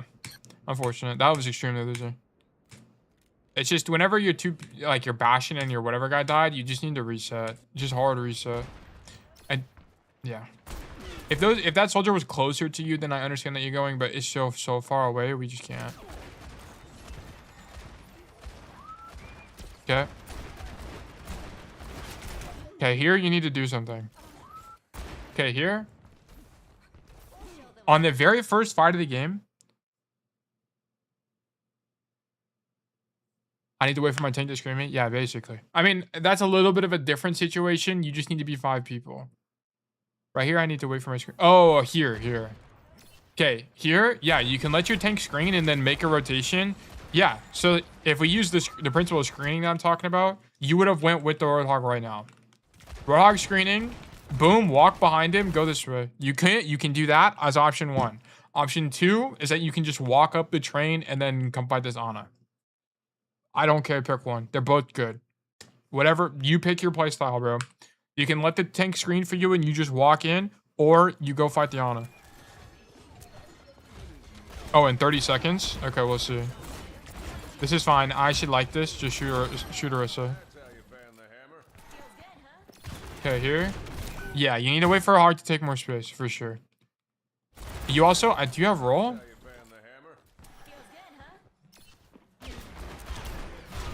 Yeah. Either... Okay. I think actually going wide here is fine, but we should not be going this wide. You need to roll. You need to roll backwards. Once you see you're getting contested by Ashe, you need to like unswing. This is tough. This one's a little bit tough, but you definitely can't go this wide. Like, just look at it from the Ashe's POV, right? You sold. You're actually synced with your tank. If your tank continued to go right side like this, you actually would have lived, by the way. But your tank decides to go this way, which is, I mean, you can't control your teammates. But you would have lived if your hog just kept rotating, like did one fell swoop. But because he hesitated and went back, he died. So here, it's just like, it's more just principle. Like, after this headshot, your idea should not be to continue rotating. Your idea should be to rotate right side. If you wait like 2 seconds, you can wait here, but I think the bigger issue is like once you take this much damage, you have to just leave, right? Boom, roll. You should be rolling out right now. We should be rolling out immediately here. We're just too low. We're just too low. And you would have gotten Suzu and lived, by the way. That's actually crazy. She also misses the Suzu.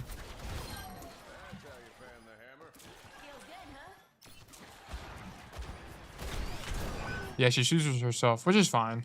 But yeah, if you just need to roll back, it's honestly not even a let your tank screen thing. You can frame it that way if you want. But honestly, in my opinion, This is more of a, we took a gajillion damage, we need to roll out right now type of situation. Right? Because like if we think about this like King's Row first, like if we just imagine King's Row first choke point, if you took 1,000,000 damage to Ashe and you're already rotating, then you can just roll to the statue. Here we don't have that option, right? We don't have cover to roll to. I mean, you have this, but this thing sucks, right? I guess you can roll to the room as well, which would be fine. But once you take that headshot, you just gotta leave. You just gotta leave. You can't continue rotating. You're just gonna die.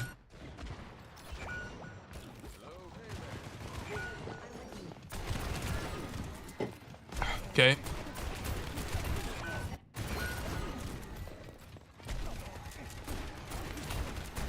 You just roll into the car behind you on accident.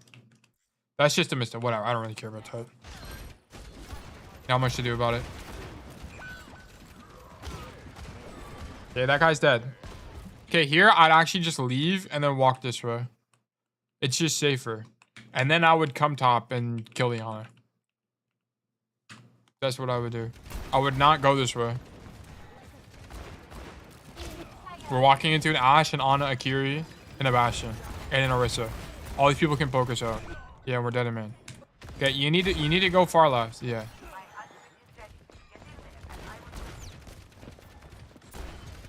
You also need to wait. Like, honestly, we shouldn't be doing any of this. You should just wait. Just wait for your team to come back. And then this is too early. This is way too early. Look, you're the only guy. Like, your whole team isn't even. Where even are they? Your whole team is in spawn still. This is way too early. Way too early.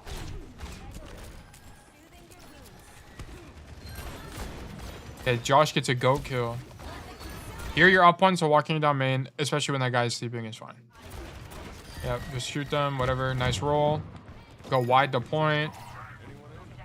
I personally would have helped him clear train, but I think coming wide to point is okay as well. Cap, cool. Okay, okay. So we come top left, and we are poking. Okay, one thing to know about Midtown, by the way, guys, is this thing is in an animation for like 10 seconds. It actually lasts forever. So no one needs to be on cart until it comes out of this door and the door shuts. Okay, so him poking is fine. Like, no one needs to be on cart at all. So here we come and we poke. Force Bob really early. This is really good. We don't even need to poke the Bastion. It's actually good we kill the Bastion, but just getting Bob out there is insanely good for us. Insanely good for blue team here. It's even better that we kill Bastion too.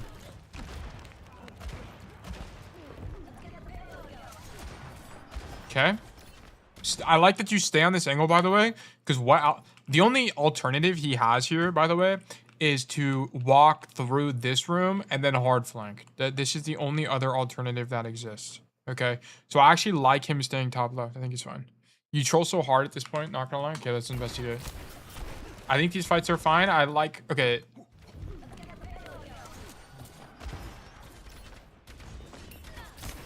Timmy, you needed to roll here. Okay, you do. Never mind. I thought you rolled too late. Okay, good shots. I like this fight from here. Just shoot Orisa, whatever. This Deadeye is actually pretty good. I actually like this Deadeye. And we're tucked too. Look at this. You guys want to see some just straight aura? Look at this. Look. He's not even peeking anybody with this Deadeye. Boom. This guy unswings, plays super safe. This guy also plays super safe. This is the power of tucking. It's so broken. Like, you're not even on their screen. Like, it's broken. It's actually just broken. And this guy has to commit because he's dead anyway. Like, tail tucking is so broken. Everyone should just do it. It's so good. Okay, this is good Deadeye hygiene. This is exactly what good Deadeye hygiene looks like, by the way. Good job. Boom. Nice.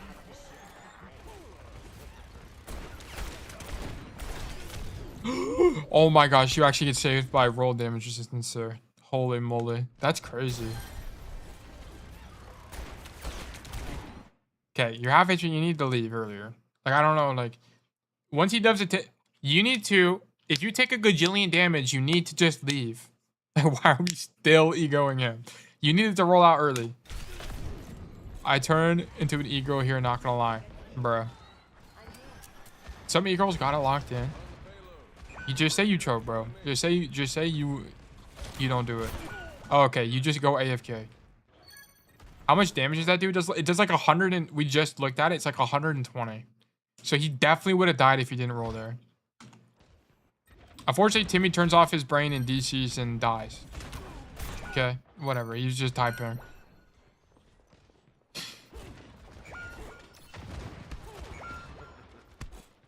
Okay. I'm going to be honest. I really don't think you win this fight even if you live. Because here's what you would have done. You would have not died. You would have pushed cart a little bit, saw that they're swinging, and back up. Oh, no, never mind. You guys probably would have won this fight.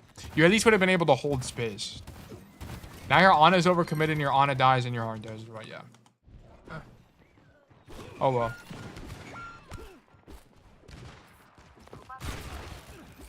Okay. Here we're typing. Okay. Come top left. Eat a dynamite. Whatever. Shoot these guys. Okay.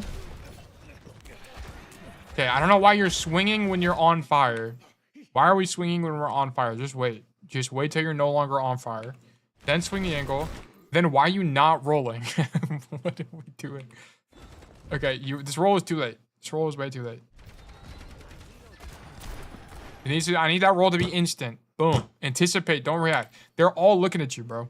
They're gonna shoot you. Anticipate the need to roll. It's really hard, by the way. Learning this skill, the anticipate versus reaction skill, is really difficult.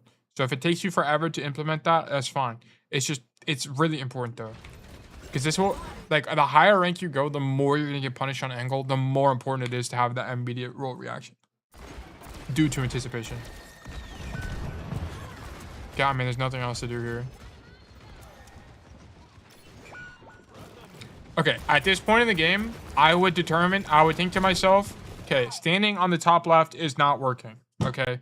And Midtown has other plays available to you. I mentioned it earlier. The other play that is available to you is you can walk through this mini room, hard rotate right side, and then walk up the stairs, okay? I would try this play now at this point because I would have determined in my brain, okay, the top left is just not working, okay? So we gotta do some limit testing here. Okay. Okay. Here at this point, I would rotate right side immediately. Okay. Okay. Shoot the Orisa. Yeah. So we just need to be the win condition. This is the problem. Like you just can't stop. Like you have to at some point try this play. Because this play is also good. Boom. Because here's the thing. No one on your team is a win condition. Like, Josh isn't a win condition right now. Josh is standing in main. What should Josh do? Guys, what should Josh do right now? Josh should coach kind of top and stand here. Or he should rotate through this way and stand there as well. But the problem is, your team has no angle control at all. No angle control. And how do we be a better player? We understand that this is the problem, and we hard rotate right side and invent something. Just invent it, bro. Sometimes you gotta just, I don't know, limit test. Come here, shoot this Orisa. Force the Orisa out. Okay, she's not leaving. Okay, screw it. We're going this way. Yeah, Ash player, that's why, lol. Yeah, I mean, he's not, neither of you guys are trolling, by the way. Neither of you guys are trolling. I actually think standing in main and on this left side is actually pretty good for your hero.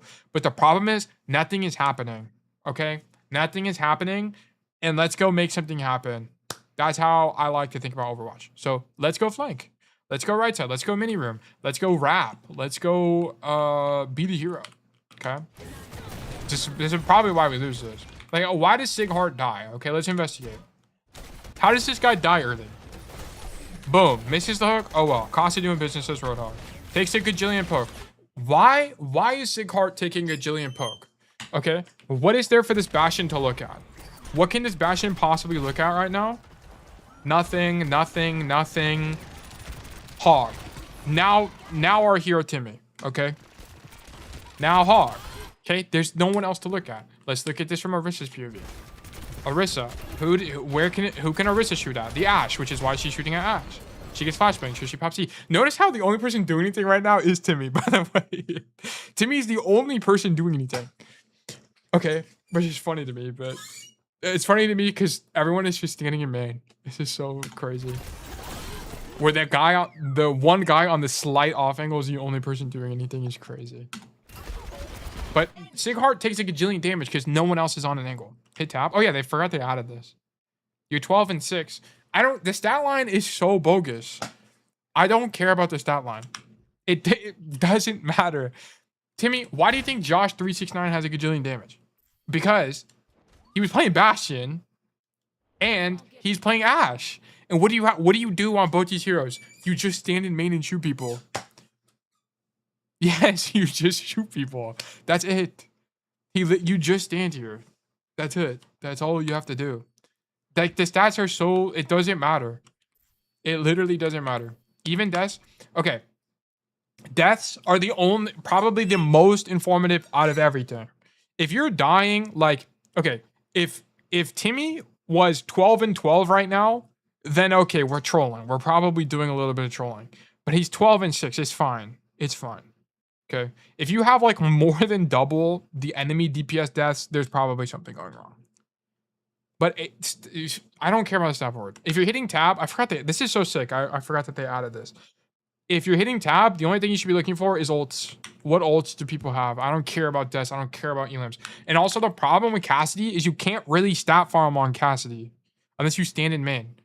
And standing on main as Cass sucks balls, okay? It's not like Ashe where you can just stand in main and be fine. And Sojourn where you can stand in main and be fine. Arguably even Soldier you can stand in main and be fine. I think it's troll, but some people have success with that, okay? Cassidy, you just can't do that. Cassidy sucks.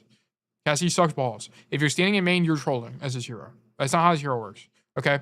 So I don't care about, stop looking at the scoreboard. This whole time, Timmy could have just carried if he went right side. If he just hard flanked. But we don't flank here. And we lose. He might have still lost. For the record, he might have still lost if he went right side. But that's not really the point. The point is that we need to try to make a play. What's our best play here?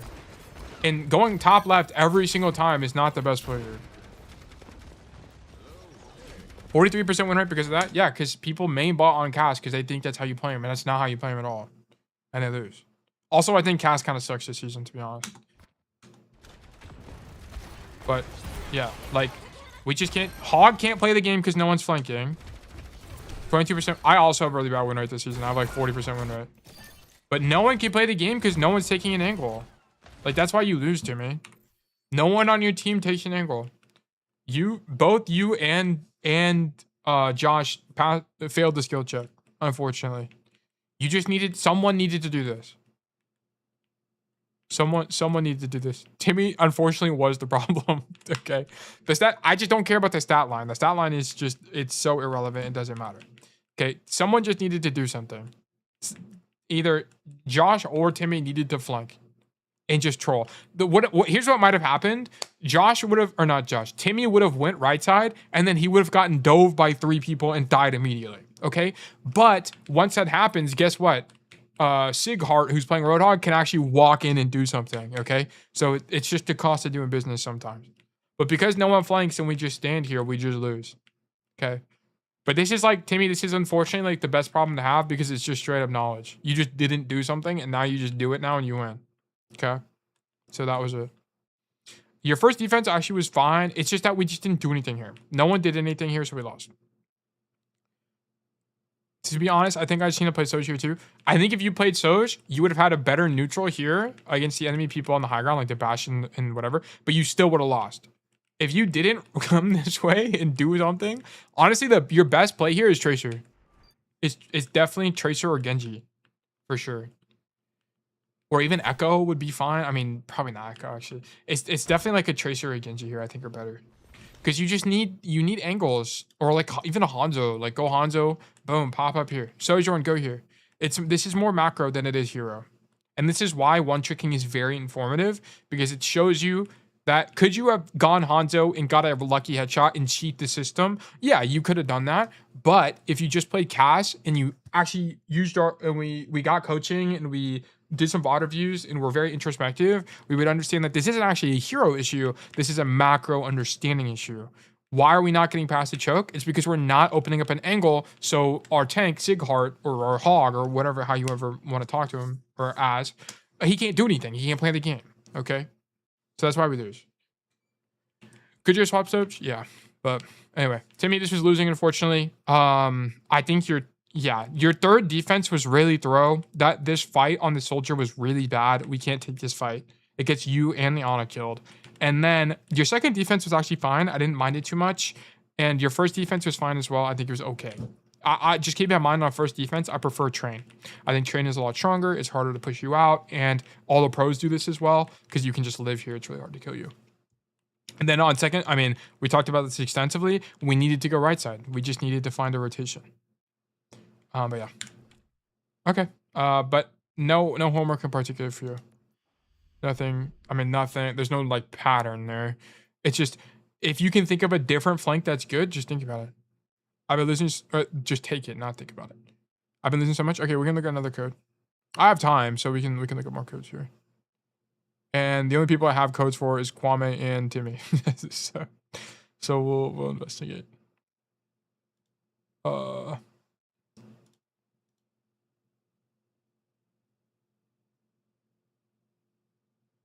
Timmy, we have Route 66 in Junkertown. I guess we can look at Junkertown. The one. Do you want to do Route 66 or Junkertown? Pick one, and we can investigate. We also have a Runasapi from Kwame and a Rialto from Kwame as well. How long into stream are we? We're at hour and 45 minutes. Yeah, we got time. Suravasa? I don't see a Suravasa. Is it old? Oh, it is older. Okay, yeah, let me grab that.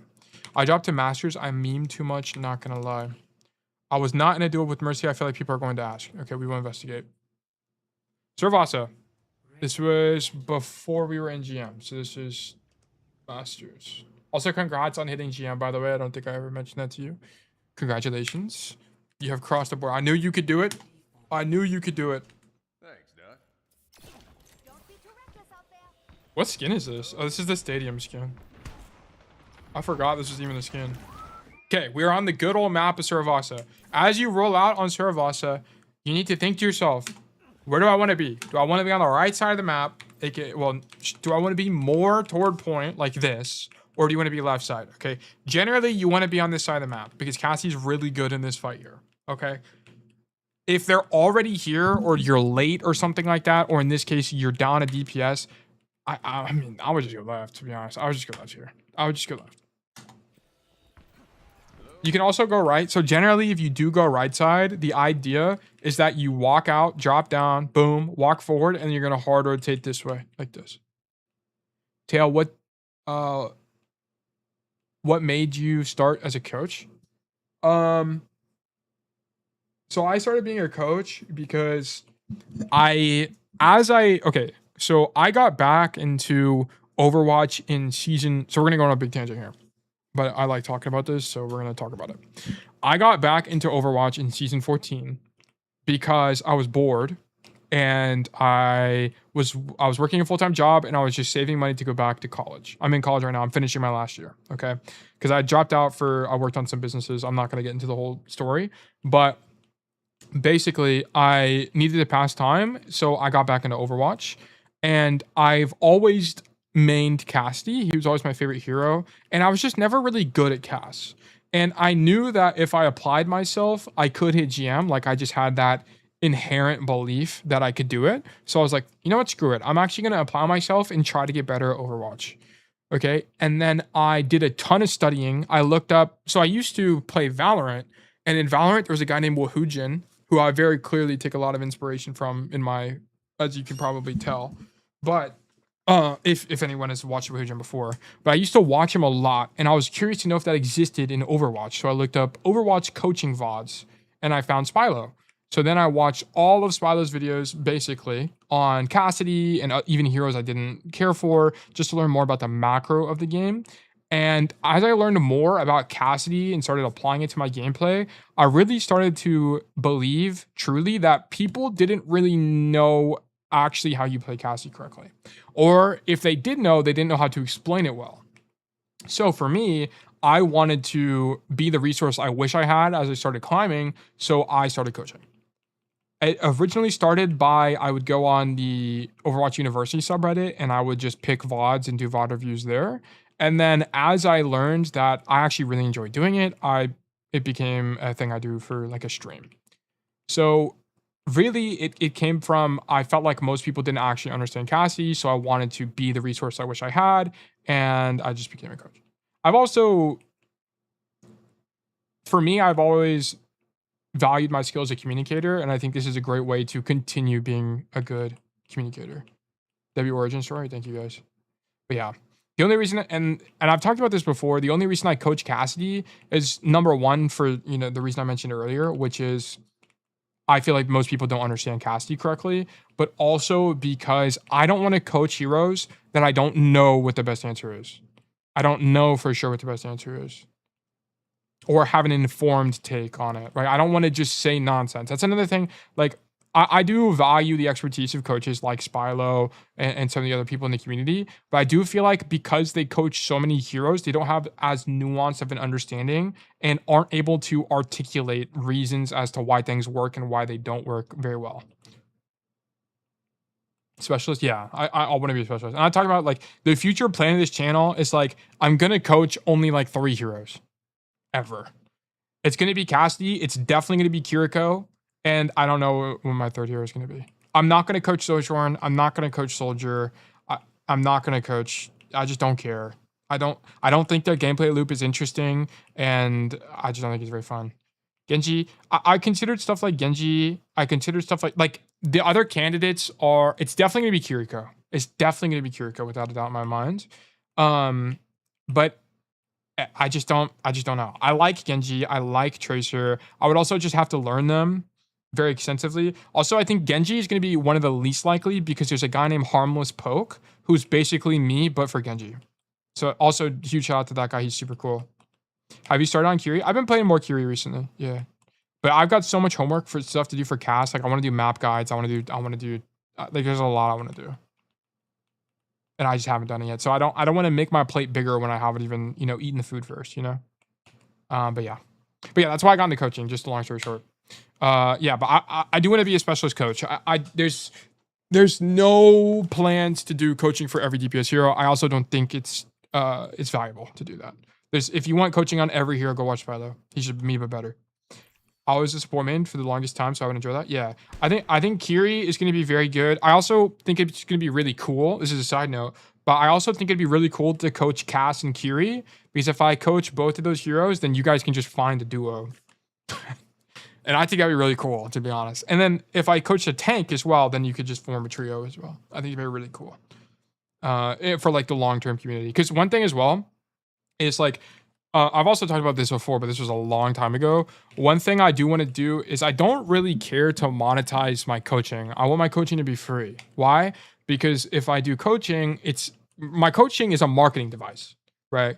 My coaching is a way to get people to join the community. My coaching is a way for people to, you know, get some value of being a part of, you know, everything One's Told Tale, right? So I want it to be free. I don't want to charge for it. Also, it's not. Also, the thing about coaching from a business model perspective is the content I create is hyper scalable, right? I can post on Twitch, I can post on YouTube, I can make a YouTube shorts, stuff like that. It's super scalable. But if I start charging for coaching, I lose that scalability, right? And I just don't think it makes sense, especially not in Overwatch where the people playing this game are broke. Nothing against anybody here, right? But let's be real, we're not going to be the richest people in the world. The market's not going to be huge. Okay, so doing coaching for free will mean the community can grow larger, and I think that's super sick. And the way I'm going to monetize long term is going to be in the Discord, but we'll have that conversation in a later day. And I that won't be like monetizing access to me. It's going to be like monetizing additional things I would do for the community, like pugs and stuff like that. Whenever we have more people applying for coaching, easier access to coaching as well. I would sub if there's the option for it. Yeah, I don't have subs on because I only get like 7 viewers. Like right now we have 7 viewers, but like I don't get very many viewers. So why would I turn on ads? Like it doesn't make any sense. Skin giveaway. I mean, yeah, we would do stuff like that, and then it would just be to reward you guys in the Discord. Because I also think the most sustainable path for a content creator is through Discord, not actually through Twitch. Because Twitch is more of like the top of funnel. Like this is getting the business stuff, but stuff like Twitch and YouTube and TikTok are your top of funnel, and then you want to bring people into actually watching your live streams and then actually being a part of the Discord. We can get into the business, conversation down a different day, but yeah, I have a ton of. All of my previous experience was as a community manager. I have a ton of experience doing that stuff. Anyway, so sorry for this long tangent. Let's get back to the gameplay here. So here we are on Saravasa. I love the angle. Okay, just keep in mind our Bastion didn't pick a hero till just now, so he's going to be super late. So we shouldn't be committing to any fights here. TikTok. TikTok, Twitch, YouTube, Discord, yeah. Bring them all to the Discord. Okay, here, we try to match our Ryan's intention, but we get zoned by this Bastion who got TP'd in. So it's a little bit unfortunate. Honestly, I'm going to be honest. Honestly, I'm going to be honest to be truthful. What am I saying, bro? Okay, here, I think we should just stay on the angle here. Bastion's here. Dude, just hard flank, bro. Wake up. Go left. Boom. Kill these guys. Come left. Be the playmaker. They trade backline. Okay, cool. They want to kill my backline. Sick. I'm going to go kill your backline. I think we should flank here. I thought I need to wait a bit. Have you ever thought of streaming the TikTok? So, Kwame, okay, on the TikTok thing, I need to have so many followers first before I can do that. But yes, that is in the plan. That is the plan. I already streamed to YouTube and Twitch, but yeah. You thought you need to wait a bit for the other DPS? I think it's okay. Honestly, at this point, I think, I mean, waiting is fine. I don't think it's technically wrong, but you can kind of see that, you know, nothing happens here. And your Ryan is very likely to die. He doesn't? Okay, he actually lives. Okay, so now we flank. I think it's okay. I would have flanked here personally, just because the opportunity afforded it, right? Like no one's marking you on the angle. You have a sight line to the back line. So I think flanking is probably better here. But I can understand why you backed up. I'm not going to beat you up for it. Okay, here we're getting marked. If you're going to rotate here, just walk. Don't roll. Okay, because if you get pushed on, you're the only guy here. If you get pushed, you're dead. Okay, so just don't roll here. And then love this. Love this. Love this. Love this. Great job. Really good flank. Good flash technique too. Leave. Good. This is really good. This is really good. Could we have killed the Curie? Yeah, but who cares? This was a good play. Good job. You make a ton of space for your team. Good target prio. Okay. This was good.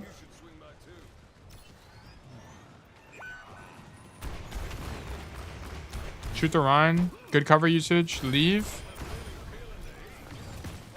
Okay. I think you hear the sim, so you think going for 5. I think that's fine. I think this whole sequence was good. Nice. How long is this? 13. Okay, it's actually kind of long.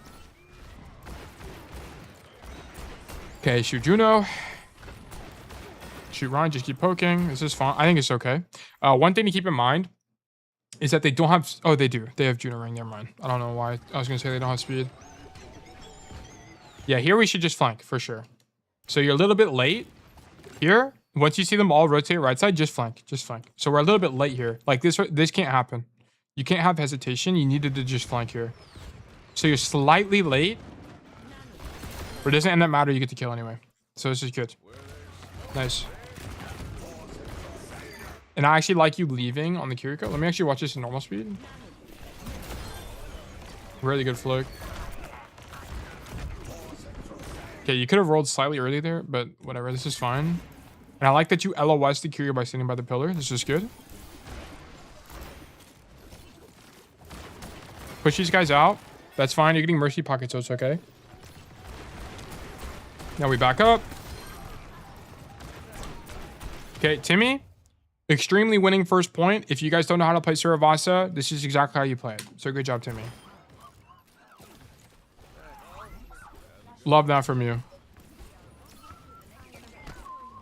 That probably would have looked different if they're playing like a Sojourn or a Freya, something with more range, but that was really good. Come top left on the setup. This is good.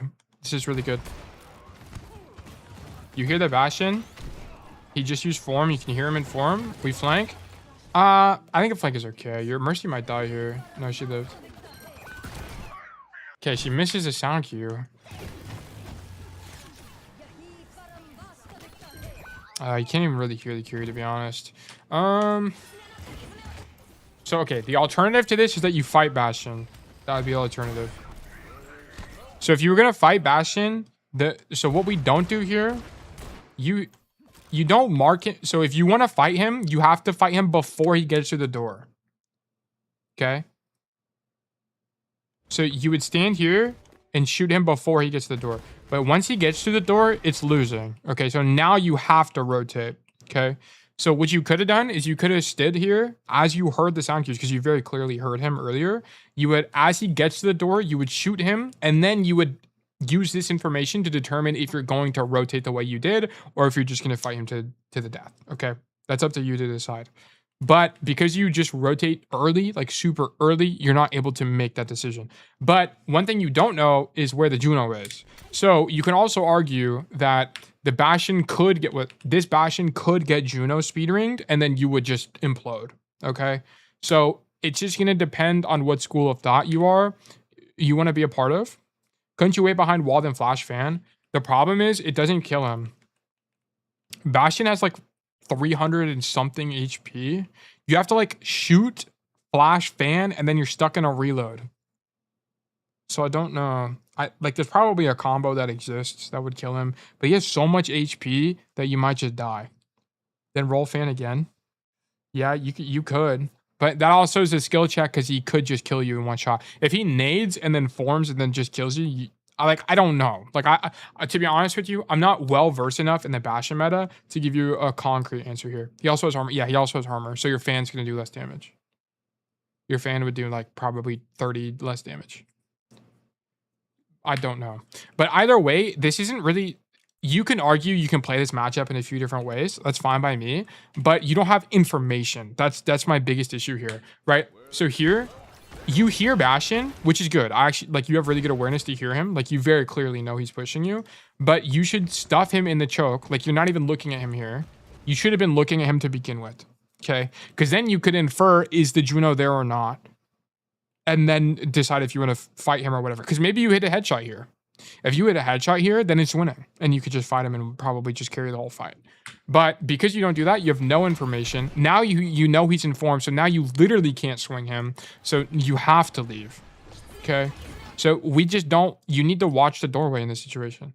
Either stuff him in the doorway, then determine from there what to do. Okay? But we don't do that, so we just go for the... We gamble here, and it inadvertently gets your Mercy killed. I don't really blame you for the Mercy dying. Whatever. This is whatever. But I think we could have played that better. And then at this point, you had to kind of gamble. You could have... I guess you could have continued rotating. Yeah, could you could have rolled backwards here and tried to leave. I think you'd probably still die. Yeah, you're kind of just doomed here. Your fate's sealed. That was tough though. That was really tough. I think you played it better than most people would have played it. But I still think you should have peeked the door. Okay, here we flank. Lovely. Love this. You were shooting too early. Where's our team? Our team just got... Actually, you know what? It's probably fine. It's probably fine. It's probably just at the start of your window. You're just barely got there. This was almost too early. Okay, I like the Deadeye, but this is bad technique. Okay, how could we have made this better Deadeye technique? Just walk forward and then pop it. Okay. Just stand here and then do it. Or play back here. But I think this Deadeye sucks if you did it back here. It's way stronger right here. I don't even really like the Deadeye, to be honest. Because this Deadeye is like... This Deadeye would have been better if you were in main and then it lets your tank walk in. Because right now you're Deadeyeing to zone the backline that is already not doing anything. Right? So I don't really like the Deadeye. This Deadeye is only good in the sense of it makes the enemy team go, oh my god, there's a guy on the flank, let me turn around and deal with it. Right? Because this Deadeye it makes this guy think about you. So, I mean, maybe that's the big advantage here. I just don't like the Deadeye, to be honest. You could have just shot backline and I think it's stronger. And we also could have better hygiene with that Deadeye as well. We do unswing. I think you do walk right. Yeah, you do technically unswing, but it's very clear to me that you weren't thinking about it ahead of time.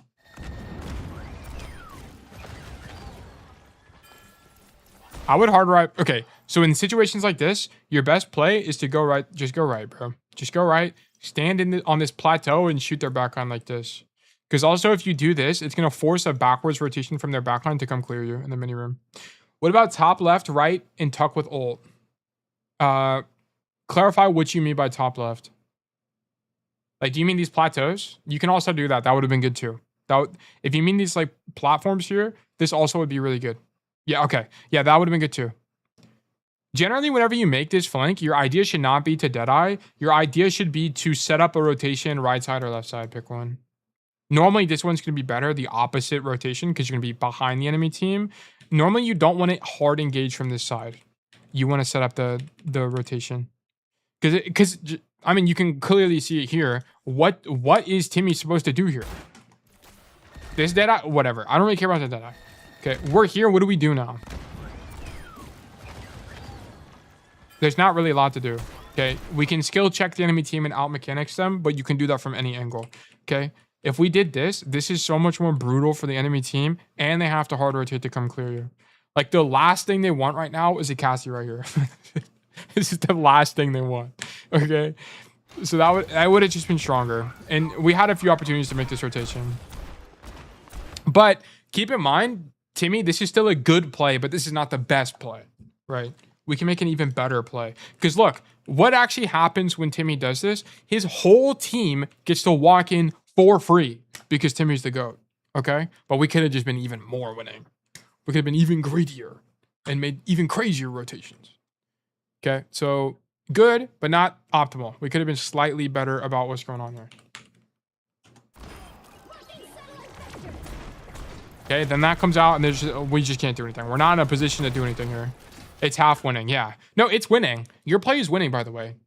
The whole play, the whole flank here was winning. Like, it's good. The macro is good. We could have just went even further. So it's like, okay, yeah, half winning is fine. Never mind. I'm not going to get into the, there's no point in going into the semantics. Okay, shoot Ryan, whatever. Love this. I mean, there's nothing to do, right? Like, the whole time, Timmy this whole time needed to find this rotation. Like, that's just what he needed to do. The angle is strong, but it could be even stronger. He just needed to find the rotation, and we just never found it. And now our Sim's dead. Or someone just... No, wait, we're winning? The colors are, like, backwards. You see that? Like, risky is blue. What? That's so weird.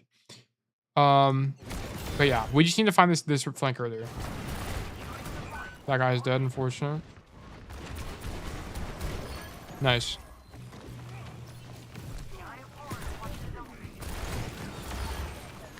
Wow, a rare deadeye cancel. Okay, you know what's crazy, guys? I'll be looking at the Reddit, like just Overwatch University Reddit or whatever. And the people that piss me off the most are the people that's like, dude, deadeye is just a free reload. That's all it is. You should only ever use it for a reload.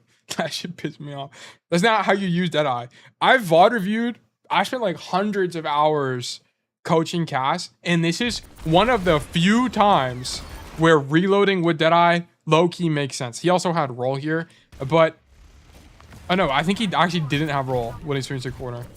No, he didn't even have roll. He needed it right now. He needed it right now. Most of the time, actually 95% of the time, you should never deadeye to reload. Deadeye to reload just sucks. Just learn. If people just learned how to use deadeye correctly, they would never even think this, but they don't even try to learn how to use deadeye. And that's why they think deadeye is a terrible ult. Deadeye is not a bad ult at all. They just don't know how to use it. This is all good rotation from you, by the way. I like that. The 1% here? Yeah, you win the 1%. Not even trolling. Not trolling. If you one-trick cast in your Masters Plus, you are in the top 0.5%, if not more than that, of Cassidy players. Guaranteed. These people just don't know how to play Zero. Good angle. Like this angle from you. Go back, go back, go back. What are we doing? Boom, boom, boom, boom. We get healed. We go back. We go back. Especially now. Like, I could kind of get it once you heard the Bastion walking, but once he's in his ult, I would just go back, bro.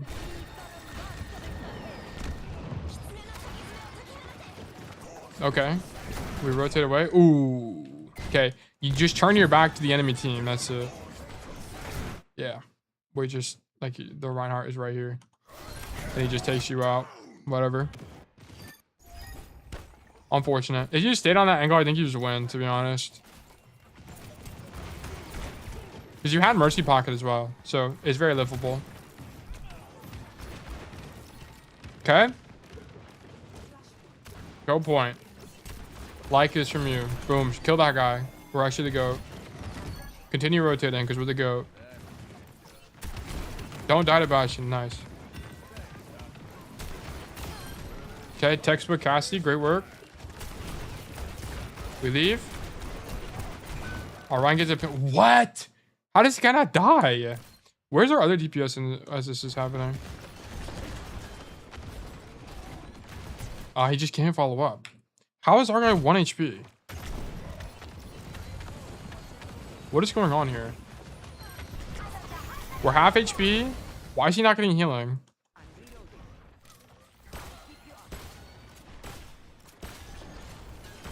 Oh my god, it's just kind of unlucky, I'm gonna be honest. He just takes a gajillion damage. This charge, I don't know. I'll be honest, this charge kind of sucks. It's kind of cold that it hits the enemy Ryan, but it's actually just out of sheer coincidence that it hits Reinhardt. Like, that's just out of sheer coincidence, I'm gonna be honest. This pin just sucks. I was about to blame a support, but that's really just Ryan. It's actually so unlucky that the enemy Ryan doesn't die here. Okay, desperation, Deadeye.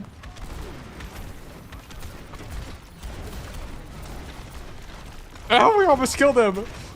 No! Oh, we're actually so close to killing that Ryan. Despair. Wow, this Mercy is actually the GOAT for keeping you alive right now. Really good angle.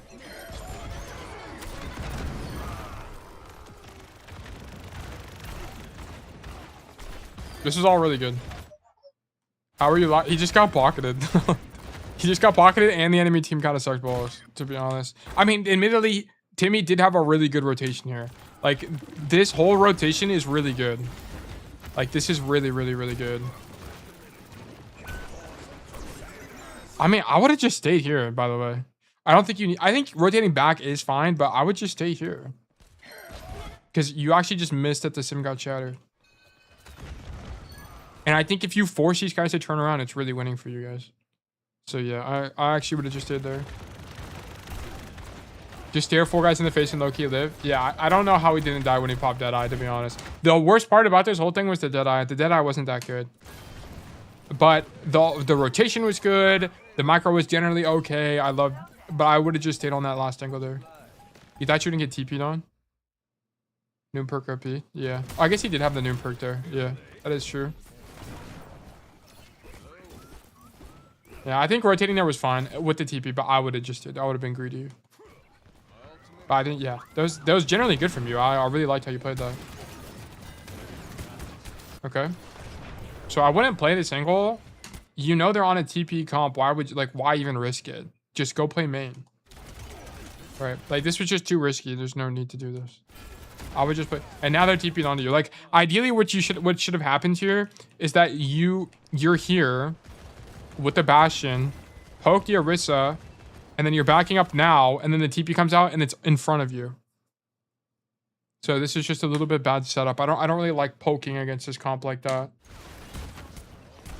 Okay, fortunately we kill the sim because she sucks balls. But like there's worlds there where we die. Me on Cass. Good angle, like this from you. Okay. Leave.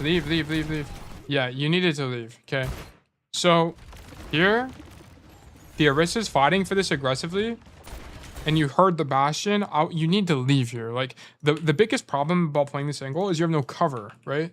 What cover? You have this cover, but this cover sucks balls. Okay, they can just walk on you and you're isolated. Okay, we need to back up even more because the only cover you have is here. Alternatively, you could just leave this way and play main, but you want control of this lane, so you should just be backing up. Roll backwards right now would be your best play. And then play back here. Because also, one thing to keep in mind is we have Deadeye, okay? So you could, if they come wide and force point, you could Deadeye their backline if you want. So I don't like how you play this at all. Especially when you had roll that whole time, right? Roll to main or roll backwards, but you cannot stand there, especially with no cover. Doesn't make any sense. Okay. We're rotating way too far. The fight's already happening. This rotation takes way too long. I know what your idea is. Your idea is to Deadeye, but the fight is happening right now. Right now, the fight is happening. You cannot do this. It's too long. It's way too long. Yeah, like, I mean, we're already walled, so it's not like we're going to do anything anyway, but it's more of the principle, right? By standing in main. It's more of the principle. Like, you just can't make that rotation. It's not available to you. There's not much I could do versus wall. Yeah, but you have to just stand here and just hope they do something wrong. Like, that rotation is just not going to work. It's too long. It's way too long. Yeah, like, even this is better. Because what this will do is it'll scare them. And if they also play forward, you can also just kill them. You can also break the Deadeye. Or break the wall. I tried to do good timing. Yeah, you would have had to try to set up that rotation ahead of time. You would have had to think about them having wall this fight and like set up a flank. I love this Deadeye from you. I think this Deadeye's good.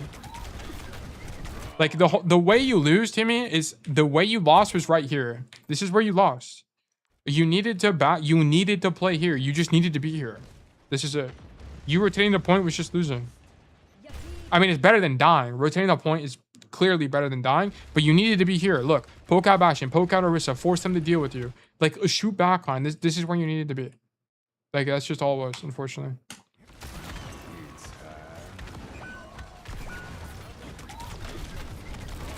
Okay, yeah, and then it's just kind of over.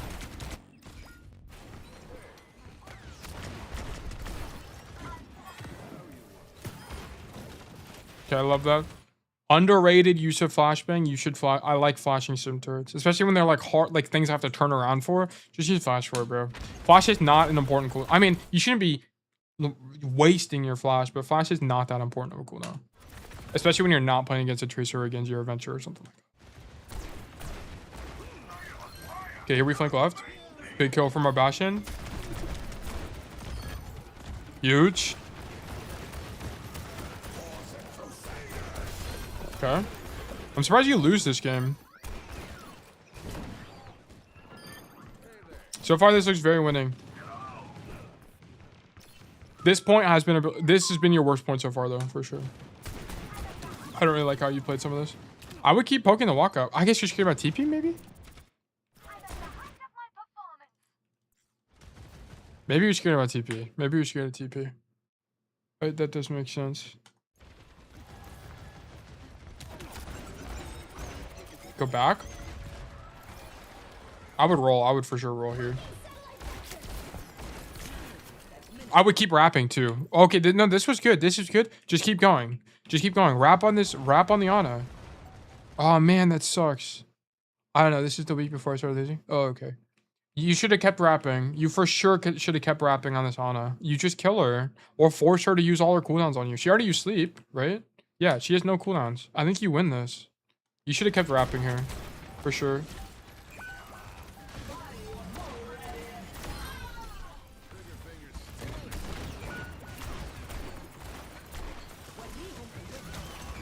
Yeah, it's already lost. No point to Deadeye. Man, you almost had the right play there. That sucks.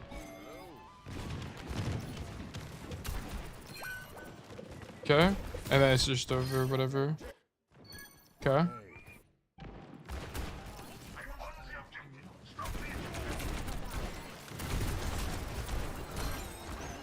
Okay, the flanking here is not that good. It's just too long. I would have just walked down main. This rotation, it's just so far away. I don't really like it that much. Especially when the fight's already happening. This isn't as valuable.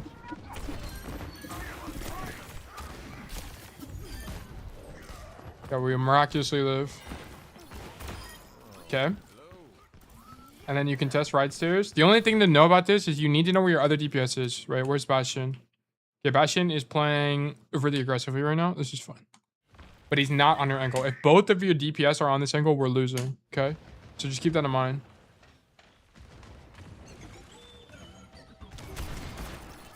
So now Bastion.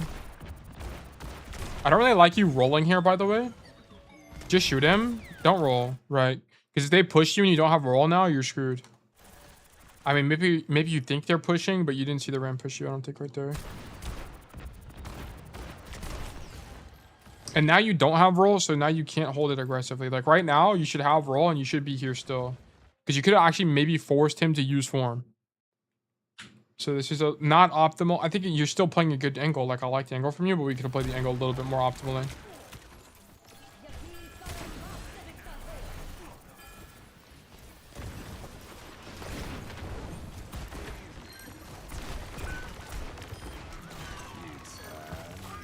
Deadeye is fine. This is a really awkward fight. Man, Simwall is broken, bro. Simwall is so strong. Why are we not holding the angle? Like, what's happening? Because Ram is on the right. They don't even push that, so okay. This is very strange. Okay, then we use Deadeye. I think Deadeye's okay.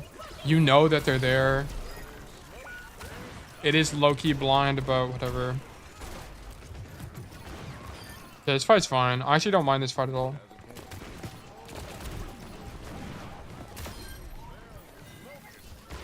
Oh, we won this game. This game was good. I actually like this game a lot.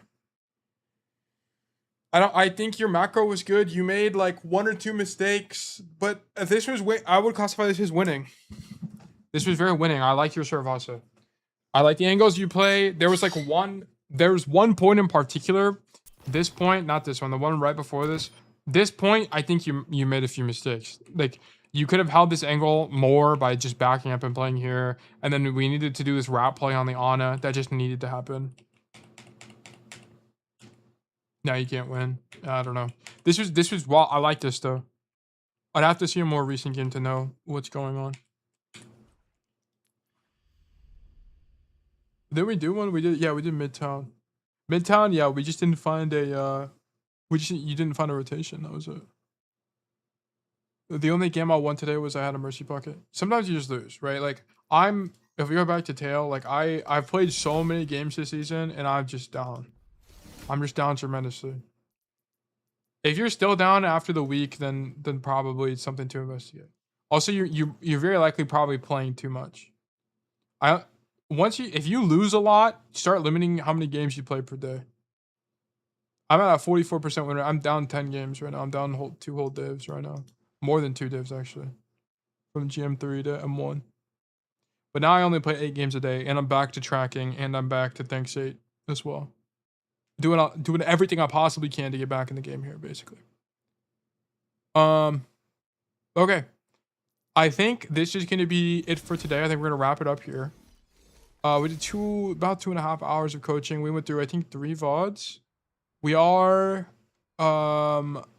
in a bit of we do have more Timmy VODs I could do, and Kwame VODs as well. But I think we're gonna call it here and leave some for Friday. We do have another stream on Friday where I'm gonna do coaching, and then I do have stuff planned for this week. So keep your eyes peeled. We're gonna be doing some great things. And then if you guys ever have any questions or anything like that, just let me know. I'm always down to talk in the Discord. If you haven't already, join the Discord. !my Discord.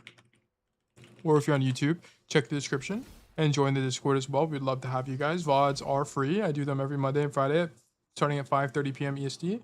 We go, kind of depends on how many people and how many codes we have, but I typically go for at least 2.5 hours. Sometimes we go for like 4. It's just going to depend on the day. Today I've run out of steam, so we are going to wrap it up here. But thank you guys once again for tuning in. I really appreciate everybody. Timmy, Kwame, Scholastic, everybody who's hopped in the chat today for coming. I really appreciate it. I hope you're able to learn a lot, and it's good to be back. So next stream will be Friday. But once again, thank you guys for being here, and I hope all of you have a fantastic rest of your day. Bye-bye.